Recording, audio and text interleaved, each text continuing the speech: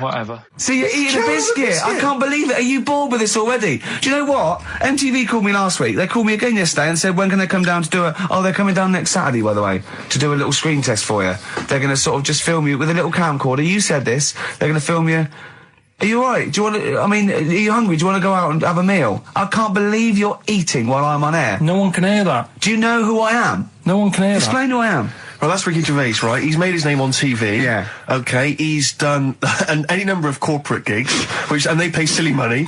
So, Yeah. I mean, this guy's earning, you know, and really earning beyond his talent. Yeah. All right? So I think I deserve a little bit more than a little mank eating a biscuit while I'm talking. Rick Gervais? Yeah. Have you won a BAFTA? Yeah, too. All right, so Yeah. just a little bit of respect. Yeah. Yeah. Carl, Well, what have you won? What have you won? I got a bronze certificate for doing a full week at school. That's great. It was only a bronze. What's that then? 3 out of 5 days? And I got me a little Crusaders badge, if you remember. What's the little what? Crusaders badge? The Crusaders badge for the religious club. So Oh, was that the fella that you went and played You had to go ping and pong convert ball? So Muslims, then wanted did to you? talk to you about God. yeah, Yeah. You got a Crusaders badge, did you? yeah, that's Oh, why I you went. actually That's got a why I badge joined. That's why I joined. For the badge? I like the little badge. Did 4 weeks, then packed it in. Travis on XFM 104.9 Ricky Gervais with me, Steve Merchant and Karl Pilkington. We're doing Educating Ricky. Right, final one. Come on, Karl. Right, what was it? It was why don't they just get a diary or some paper or something to write on? Yeah. Yeah. Because Snappy. I couldn't think of a heading for it. It's basically Go on. people who have tattoos. I've never understood it. Right, that they have something put on their arm. Right, sorry. Have we started the educate? Is this part of it? Are you educating me? This is something that will be useful in my life that I didn't know about. Yeah. Go on then. No, it's just that they've got a machine out, right, that does tattoos. Tattoos. You come up with a design you want, and you sort of this machine scans it, and you put your arm in this thing, and you press print or whatever, and then it does the tattoo on your hand or on your What, like arm. loads of little needles that follow a pattern? Yeah, The computer, is it? basically, yeah. Is it a real tattoo? It's a proper It's a proper one. The fella said, Well, as long as it goes out, it pierces the skin with a. I just wondered if it's one of those kind of, you know, those kind of... No, it must be lots of little needles or a moving needle that can go Sorry, along but it. how is this cleaned, like, in between each person? don't know, probably, I don't know. Well, no, as long it's only that. If it's one needle, it's just the head, isn't it? If it's one needle that moves, and does it like like loads of little. What are we gaining from a machine doing it? Just because you know they're not going to sort of mess it up. But hold on, how do you keep your arm still? Because your skin moves slightly. It's a machine. It's sort won't- of strapped to your arm. Right, And so the it's fella, spread- I mean, so the it- fella said that the tricky thing was in all this, it was the fact that, you know, nobody would let him test it out on anyone else, so he had to do it himself. But did it work? Because the thing is with a tattoo Yeah, it works, artist, they yeah. can see when your skin's moved and they can see what they've done and they keep wiping it and looking, whereas a machine's just got to trust itself. So I think one needle could go wrong. If it was a lot of needles, that it just came down, like, you know, 1,000 needles, that was an imprint. Yeah. But No, obviously I'm asking someone who hasn't delved any further than there's a machine that can give you a tattoo. That's all you've got at the moment, isn't it? Well, yeah, basically. That's all you've got. I mean, that's what I've got, because I'm not a fan of tattoos. I don't... But where did you read this again? This was... Internet? This was on the internet, yeah, it was, yeah. Okay. And I just don't understand why people do it. That's what got me attention. Because me... Sorry, what have I learned from this? that if you wanted to get one, you know, you can get one done by a machine now. You know, people say machines are sort of taking over and that, and there's another one. But it's just the fact. I mean, I don't know. So give us the snappy title of this education again. Why don't they just get a diary or some paper or something to write it on? That's what I always think when I see people with loads of tattoos. Like there's that fella who we were talking about the other week in Scotland who was covered 99% in tattoos. It's just like, what have you done that for? Yeah. Do you know what I mean? You can't get rid of it now. You've done it now. Yeah. One of my uncles, like Tattoo Stan, he's just caked in them. Tattoos. Right.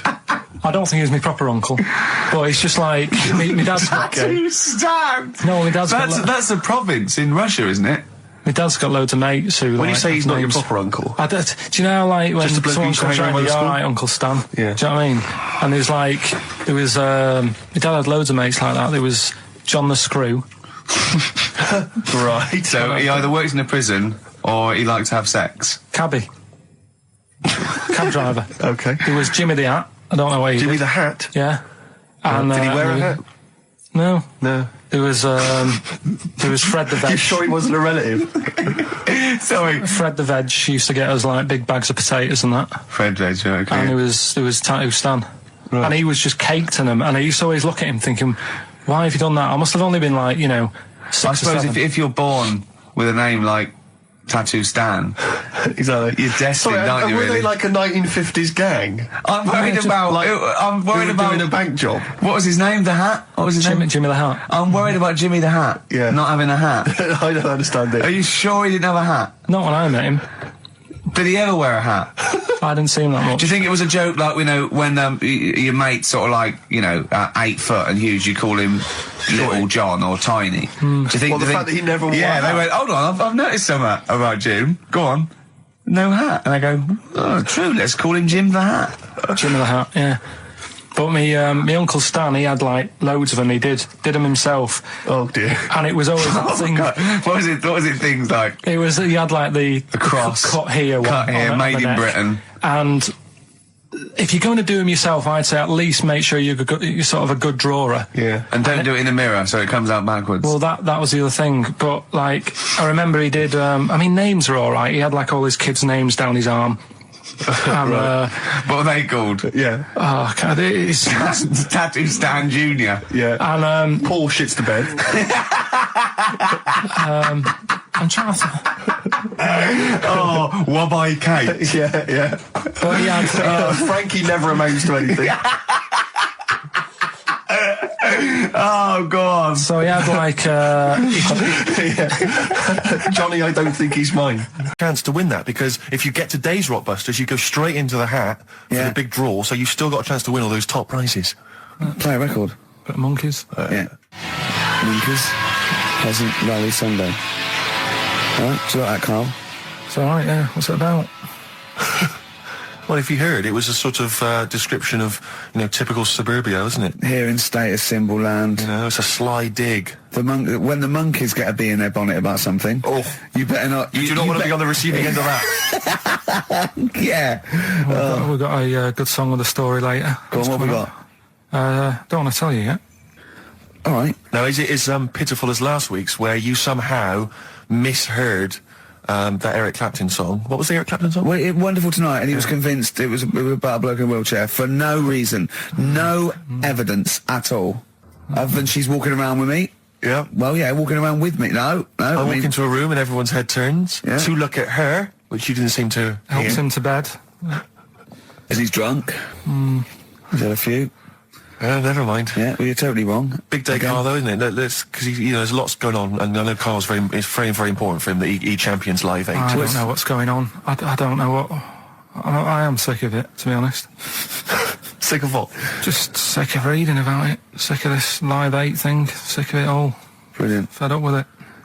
What annoys you It. particularly? It's not only that today, though, is it? On the way in today, right, saw a gay fella on a Is that bike. weird? On a bike, rushing. What time did the gay march start? What time did they have to be? Why are you looking at me? I don't know.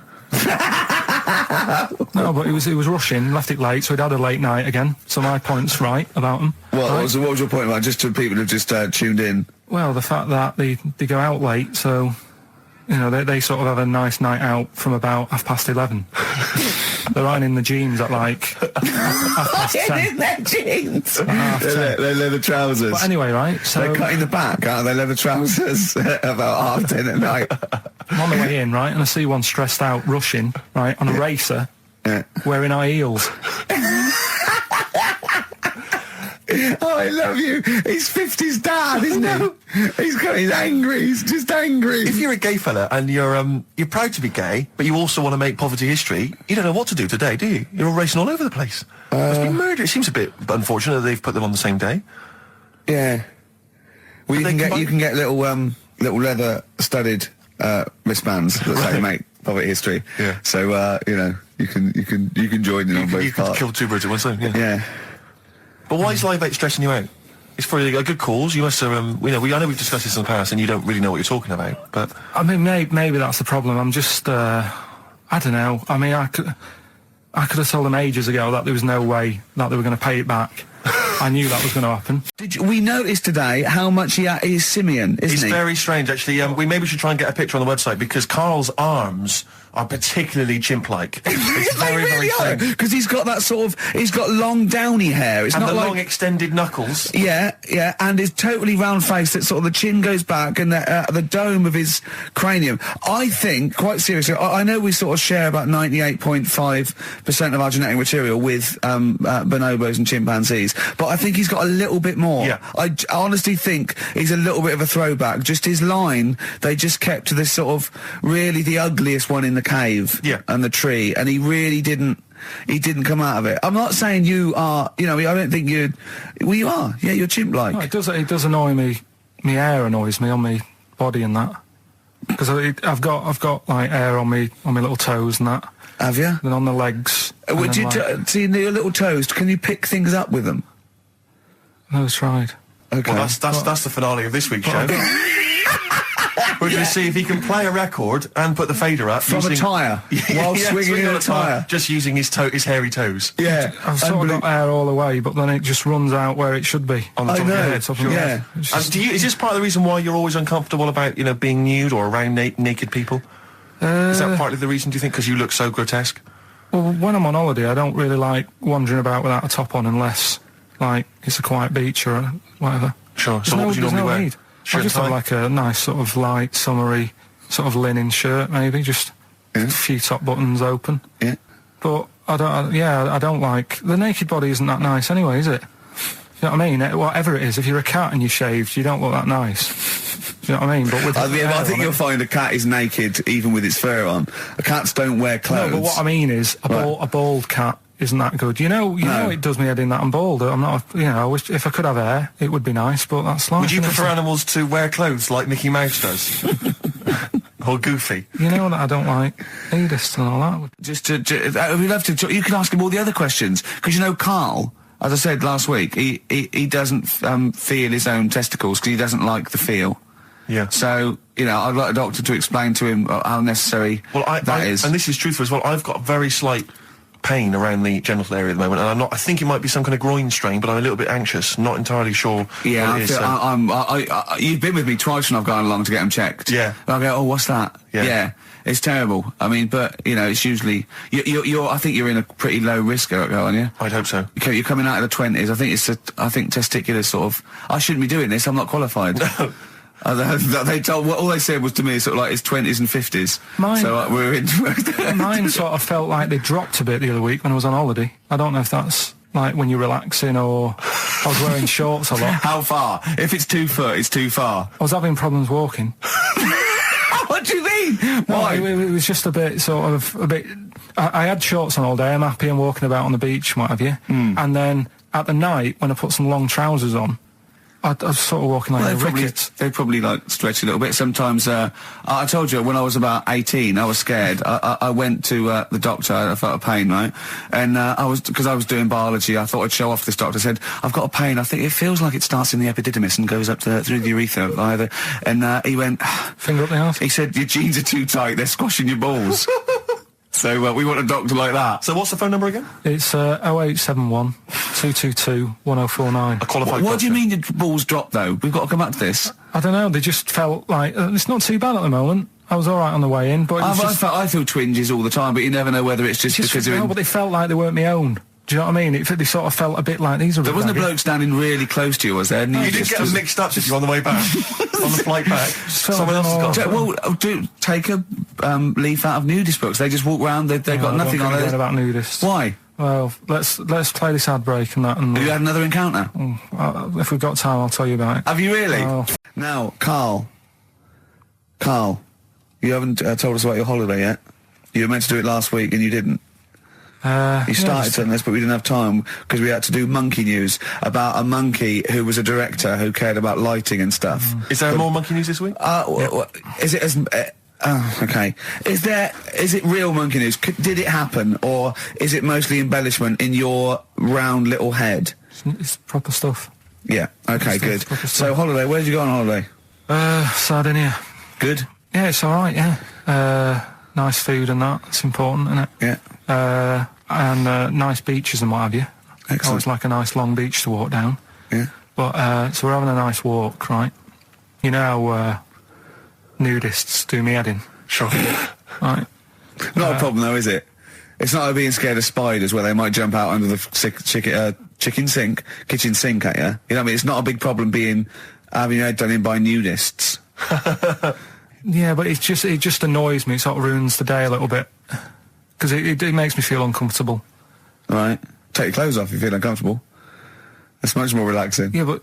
Well, anyway, right, so I'm walking along the beach, right? Lovely long beach, might have you know, watching the sea, picking up shells and that. And what are you wearing? What's your natural beach club? When he says picking up shells, I imagine he's on all fours going, like that, you know what I mean, looking at things. Just like washing his nuts in the sea to get them tasty. Yeah, going into the sea and then kind of shaking himself and all the water flows off. Yeah. I've just got, you know, flip-flops on, pair of shorts, and like a little light shirt. Sure. Mm. So anyway, walking along, and Suzanne goes, "Oh, look," right? And there's this woman, German, I think, coming out of the... How can you tell she was German? Underarm hair? I'll get to it. Forget Okay. the underarm hair. She came out, it looked like she was smuggling seaweed. I'm gonna burst! I'm going to burst! Oh, God! And the funny thing is, right, she... Smuggling seaweed! Oh, God! She was a bit hairy down there, was she? Mental. I felt bad because I hadn't had a shave for 2 days, right? Looked at her, it was ridiculous. She might as well have kept her trunks on. It was just like she was wearing furry trunks, right? So anyway, so I'm walking along. So...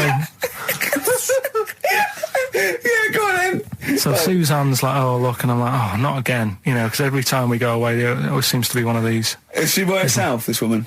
Well, the weird thing was, she was with her husband, right, Yeah. but he had shorts on, he was happy, right, but every time, like, because I walked past her, and he sort of ran off, because he's embarrassed. Do you know what I mean? There's nothing normal about it. What can he do? He can't go, "All right, mate," because he knows it's odd, right?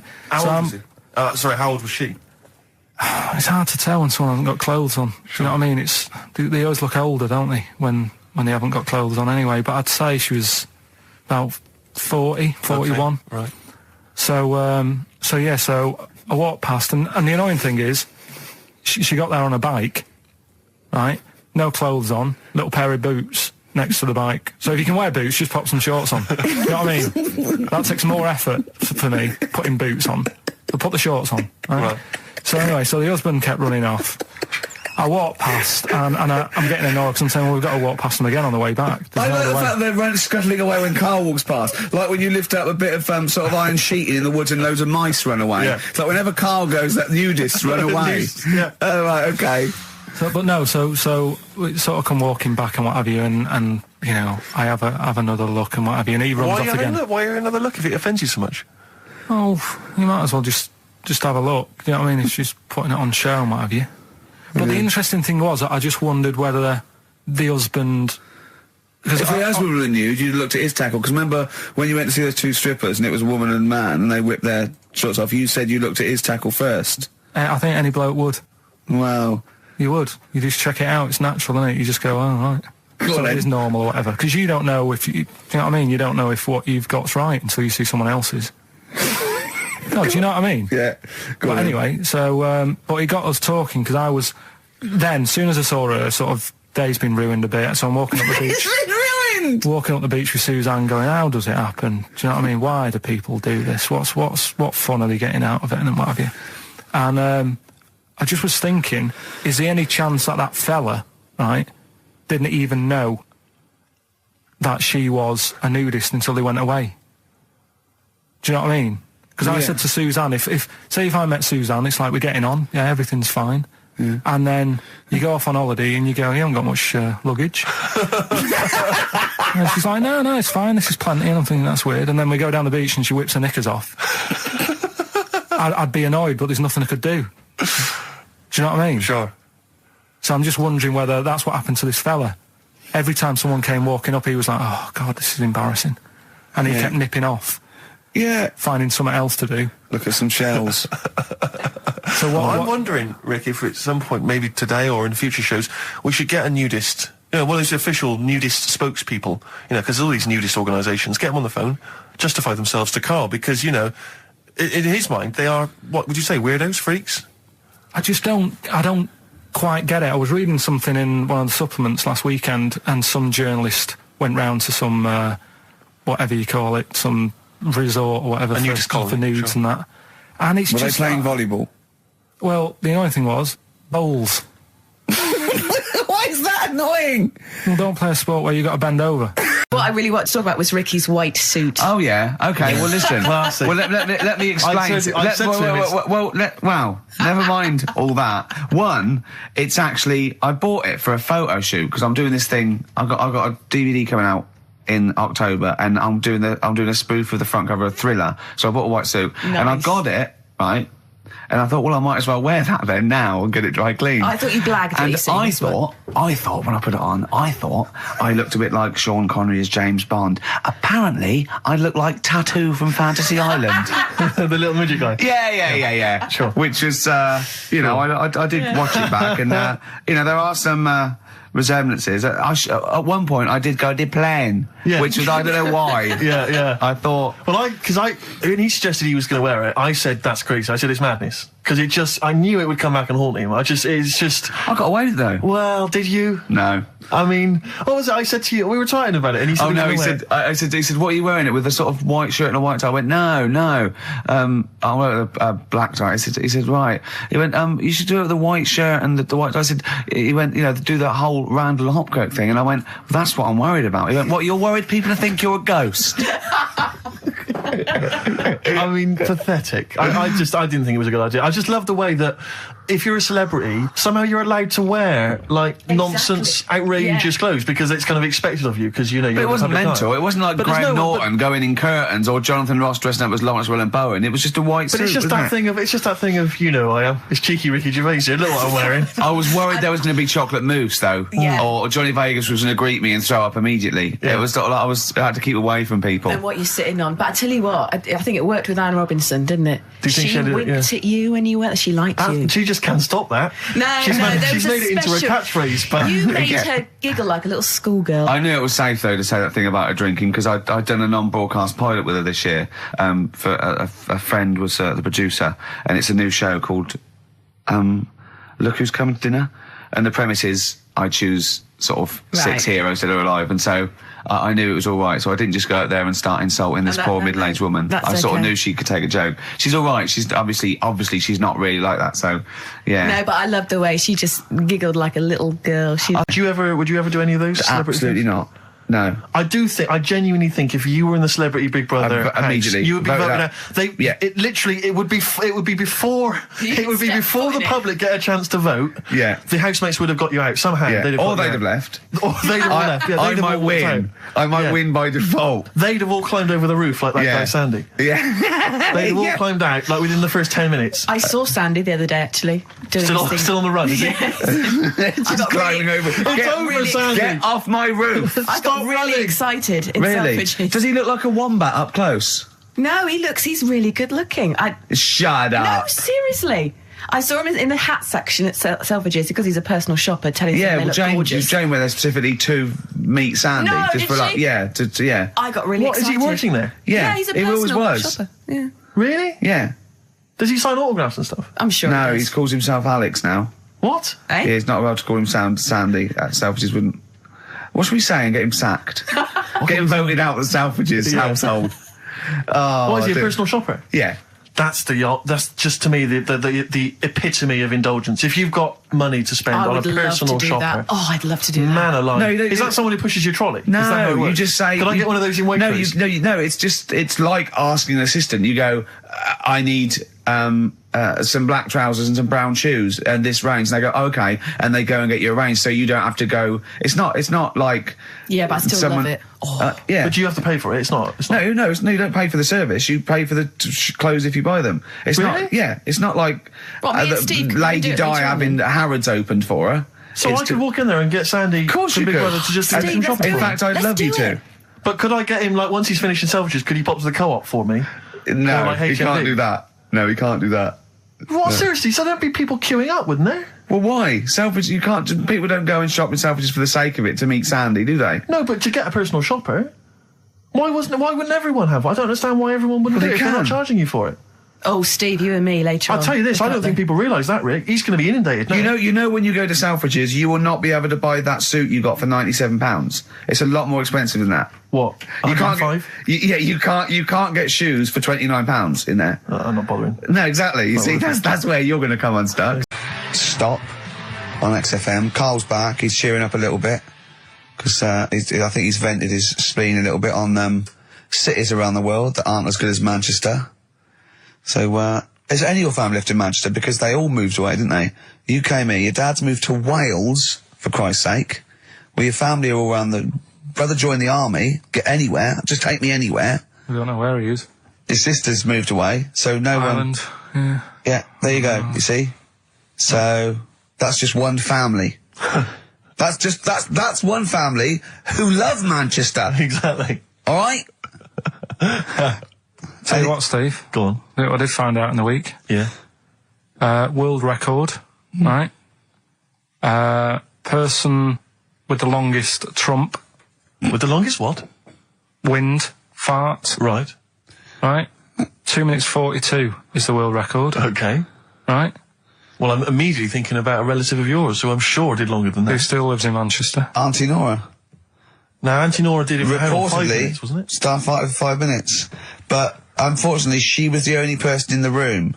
Whereas I think, which one's alive, Ross or Norris McWhirter? I don't know, actually. He has to be there. Yeah, I think he actually has to He'd be have to present. be there. Would you want to be there? Well, he'd have sort of equipment, looking at his watch, going, finish, you go, yeah, he goes, well, that was 4 minutes, Did she go 59 from like a seconds. size 10 to a size 6? Did She showed some old dresses. like a hovercraft. Exactly. In a big dress. Yeah, Just yeah. slightly off. Yeah. So, it has to be invigilated. But again, how was the Guinness Book of World Records one invigilated? I mean, who was supervising that? Who was He said, monitoring that? I can fart for 2 minutes. They went, well, we've got to see this. Went round. And, he just probably let it rip. It's probably circular breathing. He's probably sort of sucking in air and swallowing it as he's going. And it's a continuous one, isn't it? It's not like, yeah. I mean, it said, that's how Nora's happened. Me Auntie Nora. She had a little bit of wind. It went on for like 2.5 minutes. Sure. That's when she called me mum As it was still going on. and said, there's something not right here. I'm And, leaking. She said, oh, can you send your dad round? My dad. Yeah. Saying to me mum. With a cork. And, With a lighter. I think this would be the best one I want ever. to show the kids something. he said, I'll be there in a bit, get the windows open. But what it was down to, because I was talking to Is my she mum the and one dad with the about split it. tennis ball? Yeah. We're not talking about that again. I was talking to my mum and dad about it, saying, why do you think it happened and that? And it's because she never chucks food away, right? And she'll sort of mash it all up. And she's got all these ice cream tubs in the fridge that are just full Cabbage of water. old mashed up food. Really? And she prepares everything.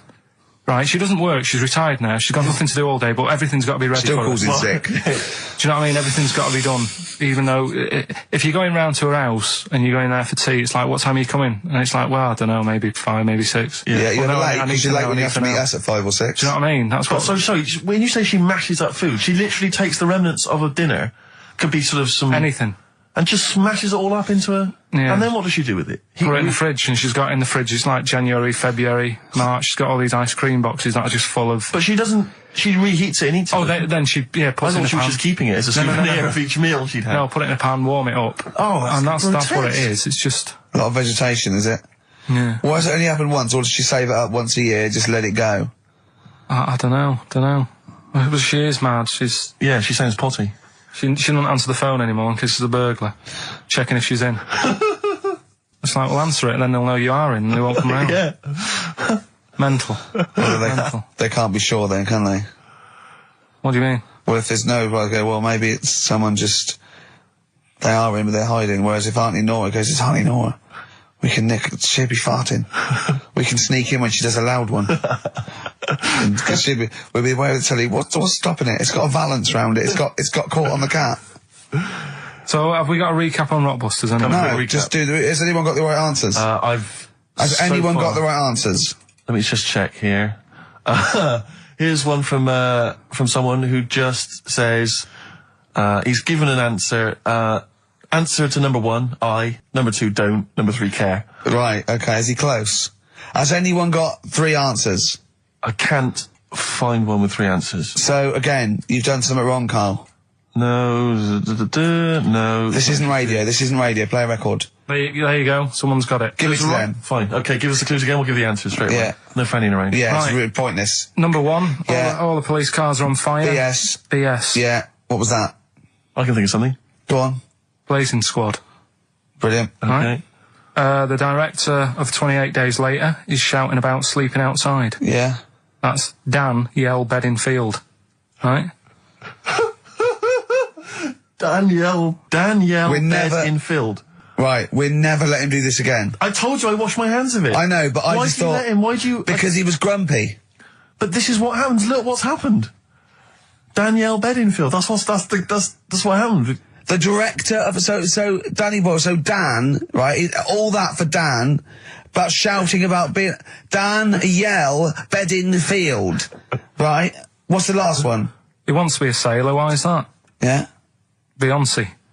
What does that mean? Beyonce. He wants to be on the sea. Play a record. You're never doing it again. You I just can't- signed your death warrant. What have we You're done? never doing Rockbusters again. And if Monkey News is back, they would ban that as well. We've and we're unleashed it. serious this time. So Joe in Catford. Stuff off to you. Oh, I can't believe what we've done. He's even doing the shout out.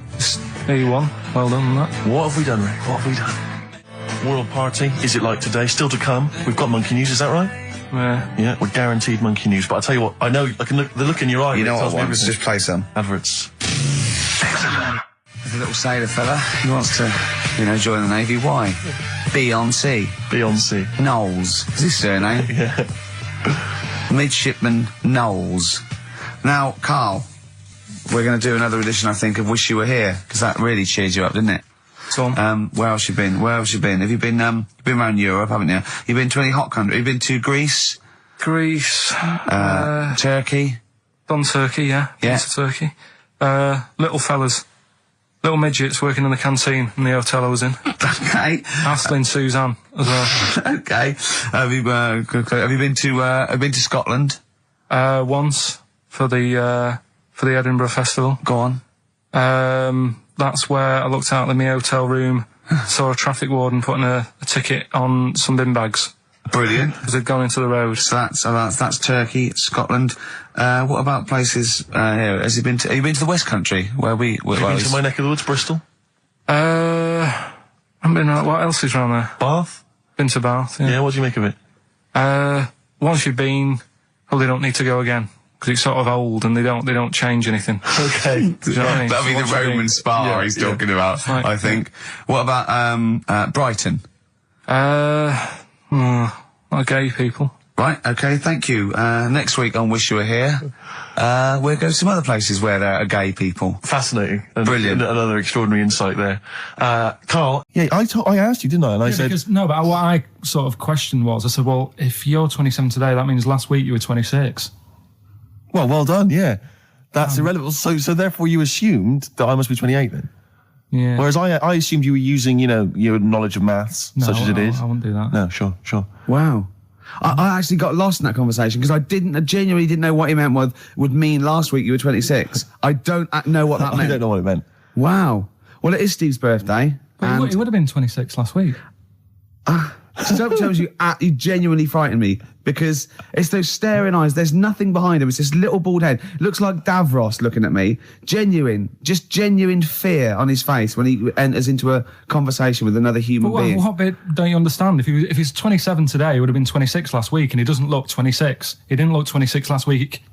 He looks older than 28 today. You've started on his birthday. You're still having a go at him. Karl, I don't look like the kind of hot stud that I actually am, but face facts, that's the truth, mate. Yeah, live with it. Get with Live the with it. programme, jeez. Well, let's have a little bit of cake. Okay, oh, that's appropriate. See The what I did? birthday.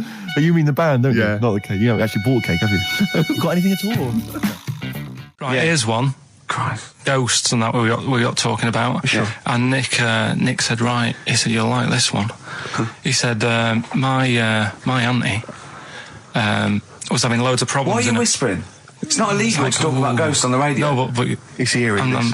so the auntie's in the house and that, and furniture's moving about all the time. Oh, God. And they were like, no, Steve, he told me this one. This is such rubbish, mate. No, come on, let's listen. I'm going to leave it to you. I'm going to sit back and enjoy it. I'm just going to watch your face, Steve. Right. Sorry, so I missed the beginning there, Carl. There's an auntie in the house. Basically, Nick's auntie. Right. In the house, things moving around all the time. And it was just annoying every time she tidied up. It was like... It's just annoying. Making a mess. It was one part annoying to two parts scary. Yeah. So stuff was moving around all the time, and they said, right, we need an housekeeper. Rather than having the house a mess, until we sort this out. Stop it! I've got the vicar coming round. Stop moving stuff around. Oh, yeah, go on. They said That shouldn't be in the pants drawer. let's put all the furniture in one room, right? So just have one room that's a mess, and have all the others empty. Because I love the poltergeist can't really... it can move wardrobes around, but it can't open the door to put it in another room. Yeah. Poltergeist going, I'm just making this room messy. I wish someone would open the door so I could... Go on. Yeah, but... So all this stuff's in this room. So they moved all their furniture into everything, one room. They put like the drawers in there and everything, and it was really uncomfortable because they were all like on top of each other. They sat in the room with all the stuff. Yeah, they had to, because that's where the 3-piece suite was. Okay. Oh, God. Right? All right. Oh, God. So they sat there, like, all crumpled up and that, but nothing can move because it's so tight. I think things were trying to move, but everything was so tight. It's They just foxed that poltergeist. So anyway, one night they sat there, like, sort of a bit awkward watching the telly and that, and they hear some banging in the next room. So she goes, oh God, what's that? Oh, he hadn't moved in, had he, the ghost? So to some of the empty rooms. So there's this He's moved some friends and family in. There's this banging about going on. No, so she gets up, right? Yeah. And what it is, they had the baby in the next room because there wasn't much room for the cot. Right, so they left the baby with the ghost. So they go into the room where the baby is, and the banging is like, do you know those plastic balls you get that you can chuck around the room and like they go mental? Right. The ones that you chuck once and they keep bouncing for ages. Yeah. That was bouncing around the room. Wow, what, the baby had thrown it? Hitting all the walls, and the baby was there, stood in the cot, sort of laughing. Right. And looking at the ball, and wherever it looked, the ball went. Yeah. And then she said, stop doing that. Yeah. And the ball just stopped. Did it? And it rolled a bit and stopped. Right. So the baby had thrown the ball and it was watching it as it bounced around the room? It wasn't throwing it, it was in control of it. No, the point is, Steve, the baby has been doing... It would have been the baby all along. The baby had been messing with the furniture. It was So the baby it's a that had super the power. Yeah, it's the baby that had the power. Special baby. It's a baby that had the power. It's What a baby that had the power. What- the power what's the power? of telekinesis. Right. They were then trying to convince me that telekinesis was not like all the other stuff that I didn't believe in, but that was a science. Right. Telekinesis was possible. Yes. Yeah, it's not like ghosts and demons and all that stuff. Telekinesis is different. Yeah, That's yeah. science. But Nick's auntie saw it, and I love the fact that you're telling me that someone else's auntie saw it. So I should be satisfied with that. Yeah. I should be satisfied with that. I mean, no. So does she still live in one room with all her possessions? No, I think the baby grew out of it, apparently. It grew The up. baby grew out of it. So it doesn't use its telekinesis powers anymore? Well, no, it's like in Carrie, innit? She was upset for a bit, and then she got over it. Okay, I'm just going to say one thing, Karl. That was a film. Do you want to play a record or...? Here's a problem that someone's emailed in. We're taking emails today. If you've got a problem, a concern, or, just a general query that you think Karl could answer for you. It could be about anything. It could be about some of the big kind of philosophical questions. Yeah. It could be something to do with war or famine, anything like that. Or it could just be a personal dilemma, something that's happening locally. Anyway, this seems one that I think you probably... His mum, right, was like obsessed with cleaning. And I was never allowed in their flat. He makes the place look untidy. So she used to, I don't know if it was just me or all his mates, but I used to turn up and she goes, yeah, he is in, but you know what you've got to do? And I used to have to go round the side of his flat, and he had a computer, right, which I used to play. I didn't have one at that point, but he had one. And I used to have to go round the side of the flat and stand at his bedroom window with his window open, and I'd be sort of leaning in playing the game. You are joking. I'm not, his mum. You had the weirdest upbringing I've ever heard. The things you were willing to do. It's the strangest. What is this town like? No, I stopped going once. Was there always music? Like, there's the horse in the house there. Oh, look at these two kids with big heads and webbed feet. All right, Ronnie. All right, Reggie. What was it like? She was obsessed. It is like you've grown up in a cartoon made for children. Yeah. No, his mum was really obsessed with cleaning. Can I play it through his window? I used to... Mrs. Ramsbottom, can I play it through Mark's window? Aye, you know what you have to do. She used to be up till about 3 in the morning. Pilkington again. Have you washed your hands? What, up till 3 in the morning? Washing? She used to be up doing the tiles in the kitchen. Washing until 3 in the morning? It's at 3 in the morning. And for ages and ages, that saying that out on the tiles, I used to think that came from, like, his mum. Because she was out, like, cleaning them late. So, till I was about 13, I thought that saying, out late, on the tiles... Yeah. Was... And now you're not confused by anything. Well... There's no misunderstandings in your life now, is there? See the grass, seen the light. I just think of people... sort of a Saturday going, you coming shopping? I go, I can't, I'm listening to XFM, there might be some monkey news. And they waited 2 hours for that. What sort of a show has a feature called Monkey News? Well, I have to say, the monkey story has been corroborated. Which one? Well, this one, it says, police in Britain this week are on the lookout for a very different kind of burglar. A chimpanzee who has been sighted breaking into a house in Hackney, stealing a mobile phone and leaving. The chimp is also the prime suspect in a break and entry in a nearby house where part of a radio was taken. One policeman stated that it might have been trained to steal, but a monkey's not going to think, that's a mobile phone, I'll just have that. Look at Karl's face. Yeah. Fact. That's fact. WC, featuring Snoop, The Streets on XFM 104.9, Ricky Gervais, Steve Merchant, Karl Pilkington. I think we should kick off with a bit of a competition. I think we should get the listeners involved here. Phone up if you want to play XF Family Fortunes. Now, a lot of people, of course, won't be familiar with this because we played this in the very early days of XFM. Yeah. Do you want to explain the rules, or do you just want people to phone in? It's like Family Fortunes. We need two of you. I asked you... Do you remember we discussed this before? You can't say that. Yeah. And so get two on the line. You're competing against each other, and so it's fingers on the buzzers. Will you stop chewing, picking your teeth? I mean, even if the listeners can't, it really annoys me. It is a bit like having a chimp in the room. Do you know what I mean, Karl? Right. Have you ever seen him eat hot food? No. Honestly, it is like a chimp. Oh,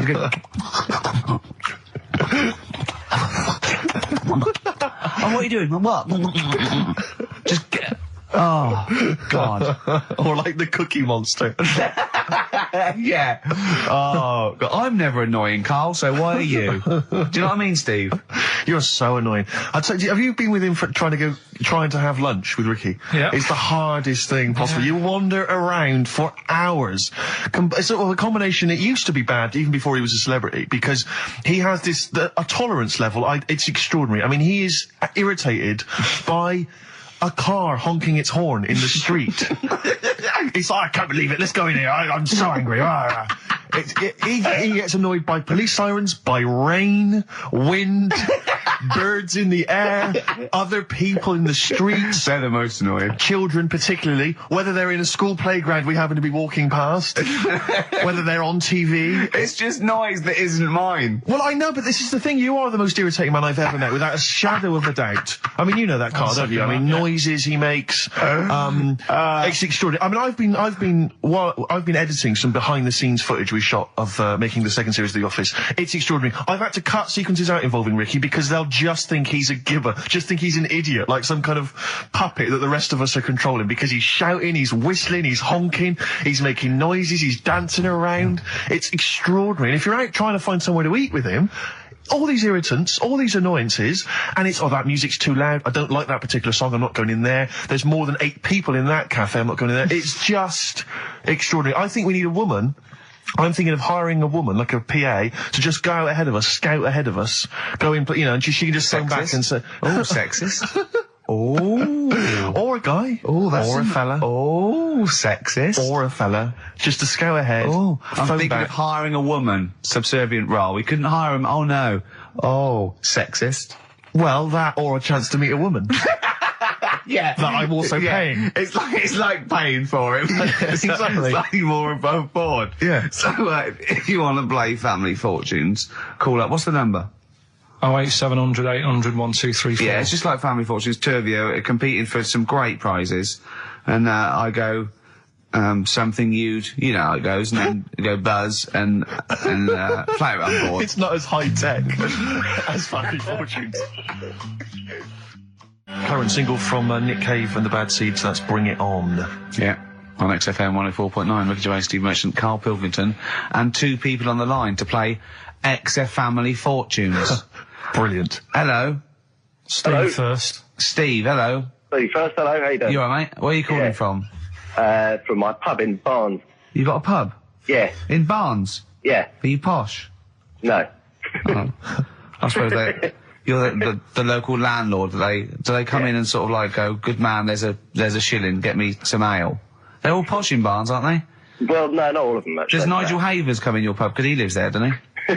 Well, none of them do, actually. I know there's lots of them about, aren't there, in Barnes, but no, not You've in banned them. You've banned them. Who's on the other line? It's, Jennifer. Jennifer, hello. Hello, Where are you calling from? I'm calling from Forest Hill. Forest Hill. That's Yeah. right south, and I don't go out of WC1.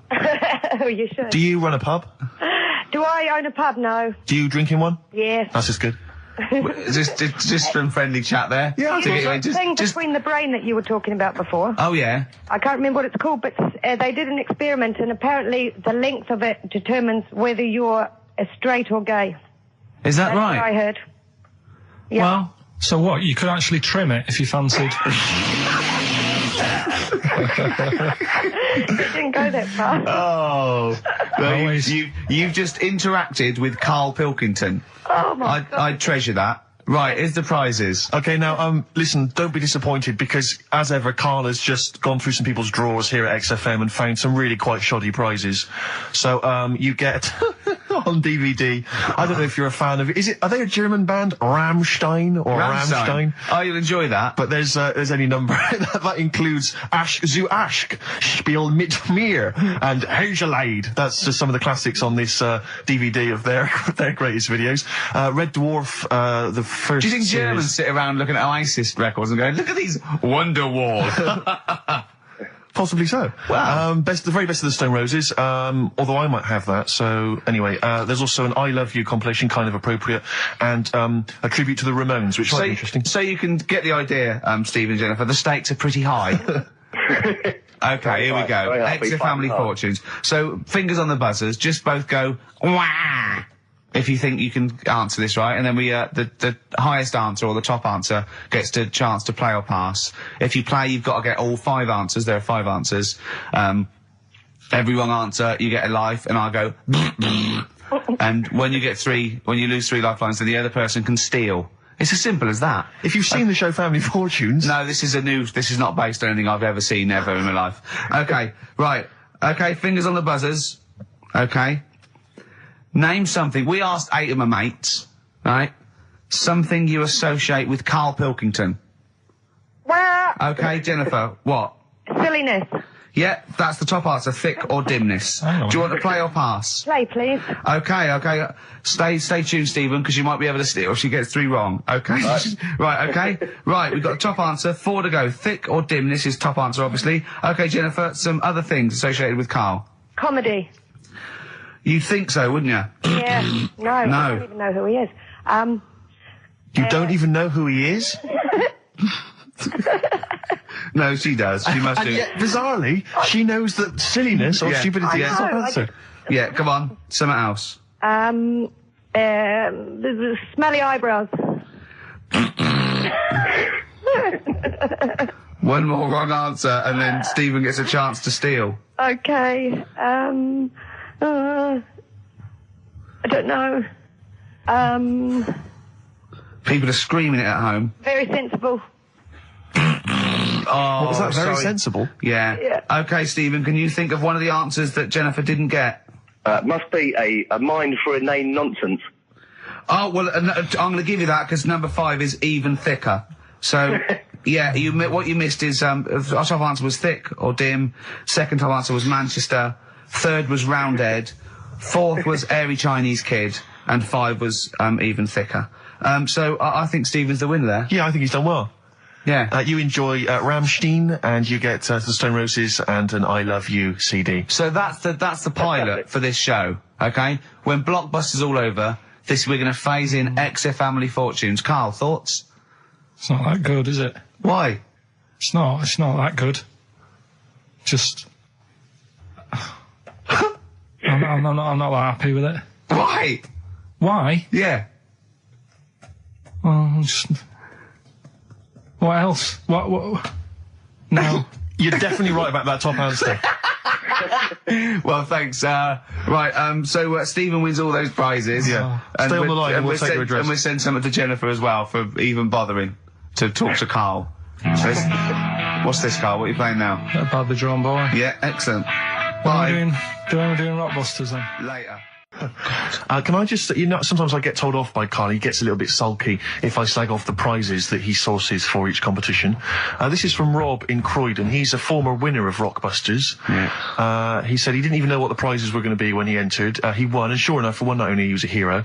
The following morning, it was just Rob again, and all I had to show for my triumph are 5 compilation CDs. There's this little lad, right? Okay. First of all, it's years ago, right? When they didn't have decent doctors in like every town and that. Yeah. And this little kid is dead ill, right? Yeah. And the local doctor. Well, there's a phone call involved, so I don't really get the impression that it's like medieval times. Yeah. Yeah. But I didn't say that. I just said it's years ago. So this kid's ill, right? Yeah. And he's lying in the bed and. He's all going funny colour and that. Yeah. And his mum says, I'm going to get the local doctor round. The local doctor comes round and he says, I don't know what's up with him. He said, leave it with me. Leave it with me?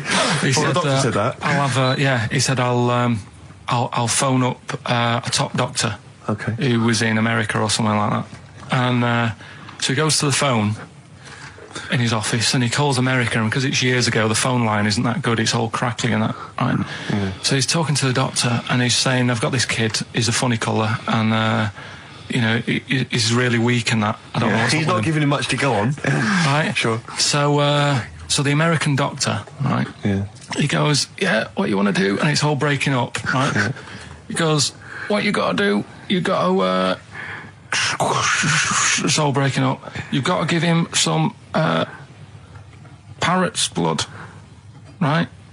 Some parrot's blood? Well, that's what he thought he said, but the line was really bad. Yeah. He meant parent's blood, but he heard that he said parrot's blood. He said, right, I'll do that. Leave it with me. I can see where this is going. He goes to a pet shop. Yeah. He says, give us like half a dozen parrots. Sure. Takes them round to the kid's house. Takes the blood from the parrots, puts it into the kid. Kid's fine. The kid's fine. I've never it worked. Such a load of shite in my life. I've never heard such twaddle, such just made up, enhanced, exaggerated bollocks in my life. A load of old rubbish, Karl. I mean, when he told me this, the doctor said, what do I do? And the doctor on the other end said, give him some blood. And the doctor went, where do I get blood from? So hang on, wait, I just need to where do I get blood from? Give him some parents' blood. Give him some parents' blood. Give him some parents' blood. Yeah. But hang on, I just need to know where you read this. Karl. Where was this? Where did I stitched you up. You know what he said? He said, so do you believe it? I went, tell it to Steve. He went, do you believe it? I went, tell it to Steve. Karl. But where did you read it? That was on the internet. I don't know if Dickie's still listening. If he is, obviously email in ricky.gervais@xfm.co.uk and tell us what you've been doing, how you've been keeping busy and stuff. Yeah. Nice to hear from him. Chris Campling hasn't called, has he, either? Yeah, Campling. The one that thinks that not only is this whole show scripted, imagine that, right? But that Karl is a character created by us. Yeah. He's actually an actor. Oh, if only we could take credit for that. A shaved monkey we got. I'll tell you, you're going to go along later to the Live 8 gig and you're probably going to see some bands that are going to make an effort to entertain you, but if you want entertainment, Rick, you know it. There's only one person to book. Go on. Me. If you you're perhaps having to do because I'm obviously a top DJ on the radio, but where I really come into my own is DJing in any kind of club environment. Well, you told me you were DJing. I didn't go to it. DJing at a party, and you said the place was rocking. The place was roaring, and I loved it. Karl just said he was there, and they weren't. Well, that's nonsense, Karl, because you know very well that when I put on a tune, they cheer. Yeah, but it was late on in the night. They would have done that whatever you put on. That's nonsense. No, they were happy and everything. I'm not saying they weren't having a good time. It was your party. It was all right, but they weren't going mental like you're sort of making up. They were definitely going mental. When I put on the Proclaimers, they could not believe their luck. They would have walked 1,000 miles. Was it good though? Were they really? What were they doing? They were dancing, were they? Dancing and that, but they weren't sort of cheering, going, more and all that at the end. What's about? Take On Me came on. The big cheer went up. Oh, I don't know who to believe. I've been there, done it, Steve. I've been the DJ as well. It might be jealousy. It might be like professional jealousy there. Yeah. I think it's because my fortunes are on the up and his are on the down. We all know famously that he had Pilkington making music. His DJ outfit didn't happen. I did enough. I just wanted to do enough to pay for the equipment, and I did. And that was that. But I don't like crowds, do I? But you're safe, aren't you? You're behind the little thing with the flashing lights. But there's still a lot of people and that. Forced fun. Don't like that. Forced fun? It's not forced fun. They haven't got to dance if they don't want to dance. Yeah. Don't like it. What do you mean your fortunes are on the up? Anyway, DJing. Well, I'll tell you, I was hired. Well, I say hired. I did it as a favour to a friend. His wedding the other week. And I got there, I was thinking, because everyone had their little role to play, and then people were doing a good job. I love you taking it seriously. And I spent ages putting together some CDs, special selection CDs. I love that! Because what I did was I burned them on iTunes. Did you turn up with your own headphones round your neck? Own headphones, wearing a suit, but headphones. Metal case. Didn't need it, just had them all in one small box. Brilliant. Boom. I thought this is good stuff. I got some classics here. Give me an example. Give me an example of that, like the first hour, the warm-up hour. Rick, I'm coming straight in with Frankie Valli, Oh What a Night. Brilliant track. I mean, when those beats start at the beginning, who's not getting on the dance floor? Wait a minute, what's this following up? Go on. It's the Jacksons. What, I Want You Back? I Want You Back. Brilliant. It sounds good at the moment, Karl. Yeah. So I'm thinking, at least I'm gonna roar this, because they laid on a good spread. The ceremony was nice, food was nice. I'm thinking this is going to be the piece de resistance. Yeah. Alarm bell started ringing. Why? When I realised there was a marquee outside. Of course, it's a balmy summer evening. I'm stuck inside on the dance floor, so I'm thinking I'm going to be struggling here to get them in. Even with flavours like this, I thought I'd struggle, Rick. So I'm sat there in my suit. I'm sat behind this little DJ console. I've got all the big numbers. There's one or two people making some token effort, but frankly, most people are outside everywhere. That time. I was livid. Of course, they couldn't hear it out there. So I was playing to an empty room, really, and I was furious. I was absolutely furious. Because, I mean, what is, they're wasting my time. They're wasting, now I could have just stuck the CD on and gone out. They're wasting Frankie Valli's. Frankie Valli's time. They're wasting the Jackson 5's time. They're wasting, D-Light's time. Yeah, yeah. And, so I'm sat there, and there's a couple of people making a cursory effort. Mainly when they come to get a drink from the bar, they might have a little quick, couple of two. You shout, we don't want your not interested. All of your no one. All of your no one at all. And, then there's a microphone set up because people have been doing speeches. This little girl gets on the mic, right? It's being funneled through the speaker system. So every time I put my headphones on, Miss Dynamite, was it? It wasn't sadly Miss Dynamite, although she decided to have a little go at MCing. She was screeching a little head off. How old is she? Oh, I don't know, 8 or 9. At their most annoying. when children are their most annoying, because they got a bit of confidence there. They're a bit cocky. They're not shy anymore. They're a bit arrogant. Yeah. She's screeching her head off. So I'm playing, and she doesn't know. Think of your face. I'm playing into the groove. No one's getting into the groove because she's going mental. She's just going, what's this? I don't know what this is. Play something I know. I'm thinking I haven't got any bloody DJ Otsu or Crazy Frog. I'm not going to play what you... So she's just screeching along, ruining it for everyone. I say everyone, there was no one there. So me, she was ruining it for me. I bet you were really angry. I'm furious. But of course as well, every time she screeched, it went through my headphones. So So, of course, and then her dad comes along, right? And I'm thinking, all right, he's seen what's happening. Just imagine you in your suit, sweating, getting annoyed at someone ruining your set that no one's listening to. I think, her dad's coming over. He's going to put pay to this. He's realised that, she's causing a disturbance. He comes over there, joins in. No. Sits her on his lap. He's just saying, she's having a whale of a time. I'm thinking I'm furious. I'm thinking it's his responsibility to shut her up. He's not going to do anything. What can I do? I can't step in. No. And I know very well that if I interfere, he's going to say, oh, well, she's enjoying herself and no one's dancing anyway, and we'd have just got into a fracas. Yeah. And I didn't want to start a fight. No. Because I don't know, but he'd have knocked you out, wouldn't he? Someone would have got knocked out. And I'm not saying who it would have been, but but to bear in mind, Rick, there would have been 2 of them. And so I didn't want to get into a fight with them. And anyway, so I'm playing. Anyway, so my friend came along. He realised what was happening, and I didn't have the guts to unplug the microphone because he'd have known. You see. Yeah. So I got my friend to do it when she had her back to me. So he pulled the plug out. The microphone went dead. She went, "What's going on?" I went, "I don't know what you're talking about." I said, "I don't know." She said, "Where's the microphone?" I said, "You must have broken it." I don't know what's going on. Someone will probably make you pay for that. Anyway, at least we shut her up. That is great. But it really went from bad from worse. And there's that thing when you panic, you start panicking, so you're putting on a lot of flavours that you would have saved till the last hour. What are we talking? Boom, boom, shake. Exactly, you're throwing him in early. Love Shack's coming on way too soon. Really? Oh, Love Shack before 11. It's heresy, but I had to do it. But anyway, in the end, I made the bride go and get some people in. I said, look, it's your special night, all right, and they're going to enjoy this. I'll be honest, love, this is a washout, and it's up to you exactly. to turn this wedding around, or I'm walking. And I tell you, they're going to have a sour memory of this evening, unless you bring some people in. Get everyone in dancing. So she got him in at the end, and I'll tell you this, Karl. I mean, I don't know what you say, but they were loving it. They were absolutely loving it. A bloke came over and said, "Have you got Amarillo?" I said, "No," but I put on something even better, Delilah. Wedding crowds always go for Delilah. A song, of course, about old man killing his wife. But it always goes down very well, strangely, at weddings. They get into a sort of hokey-cokey thing. They went berserk for it. And I was following it up with, I had the monkeys, I had all sorts going on. Brilliant. Of course, you know what happens. What? I'm going great guns. People are absolutely loving it. They're rocking it. I throw in, I had something cracking on at the end. Come On Eileen, of course, was on. People were going berserk for it. Which is unfortunate because the bride's name was Eileen. Yeah. And then the bride pipes up. I'm throwing the bouquet. So they all traipse off outside again. I was furious. Oh, no. I plugged the microphone back in. I said, "What are you doing?" We got, but they went out there. And, of course, you can't get them back once they've done that because all the women are running around. I got the thing. And then they got to wave everyone off, throw the confetti.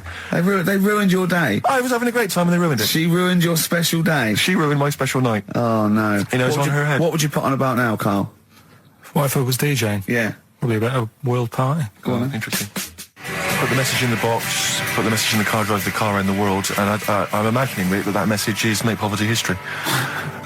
That's world party, put the message in the box. Can I just say quickly while I think of it, we get a lot of emails from people, a lot of texts saying, can you send a big shout out, stuff like that. I've just looked at one now, Scott and Julie in Australia listening, they want a big shout out, big shout to them. But there's so many people that do it, and I'm obviously just want to say, sorry we never get to your emails. We're very, very lazy. We never really get to look through them. But we obviously do appreciate you emailing in, texting in, stuff like that. And that Sainsbury's are bringing in square tins. Is that true? Concern for you? Is that true? Apparently so. Why? Don't know. Like it's easy to stack. This is what the guy in the Sun has said. That should be interesting. That should be... His comment on Sainsbury's are bringing in square tins is that should be interesting for meatballs.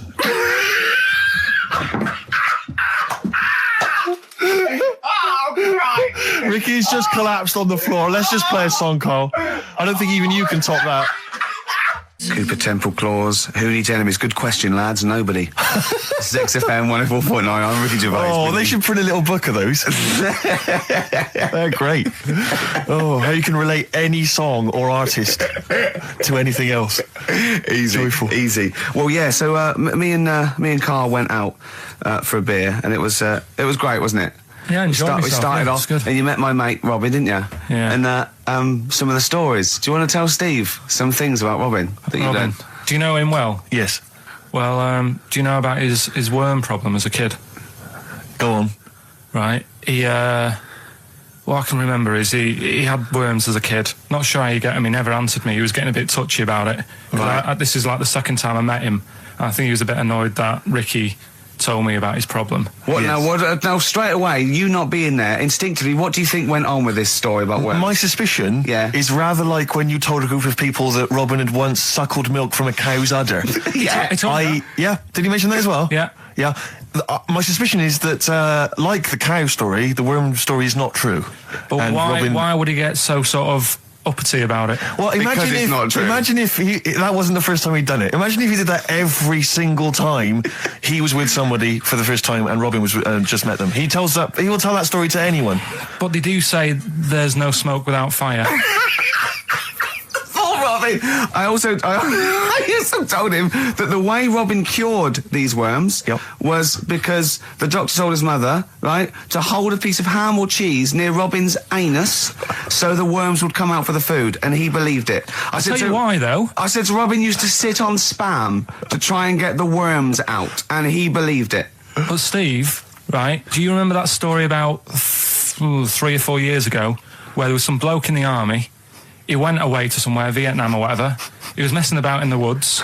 Messing about in the woods? Shouldn't he have been fighting? Whatever. Yeah. Right, and he walked through some lake, and I think he cut his toe or something on something, and some worm of some sort crawled in the gash. Yeah. And it was in his body, and the doctor said, we've got to get this out of your body.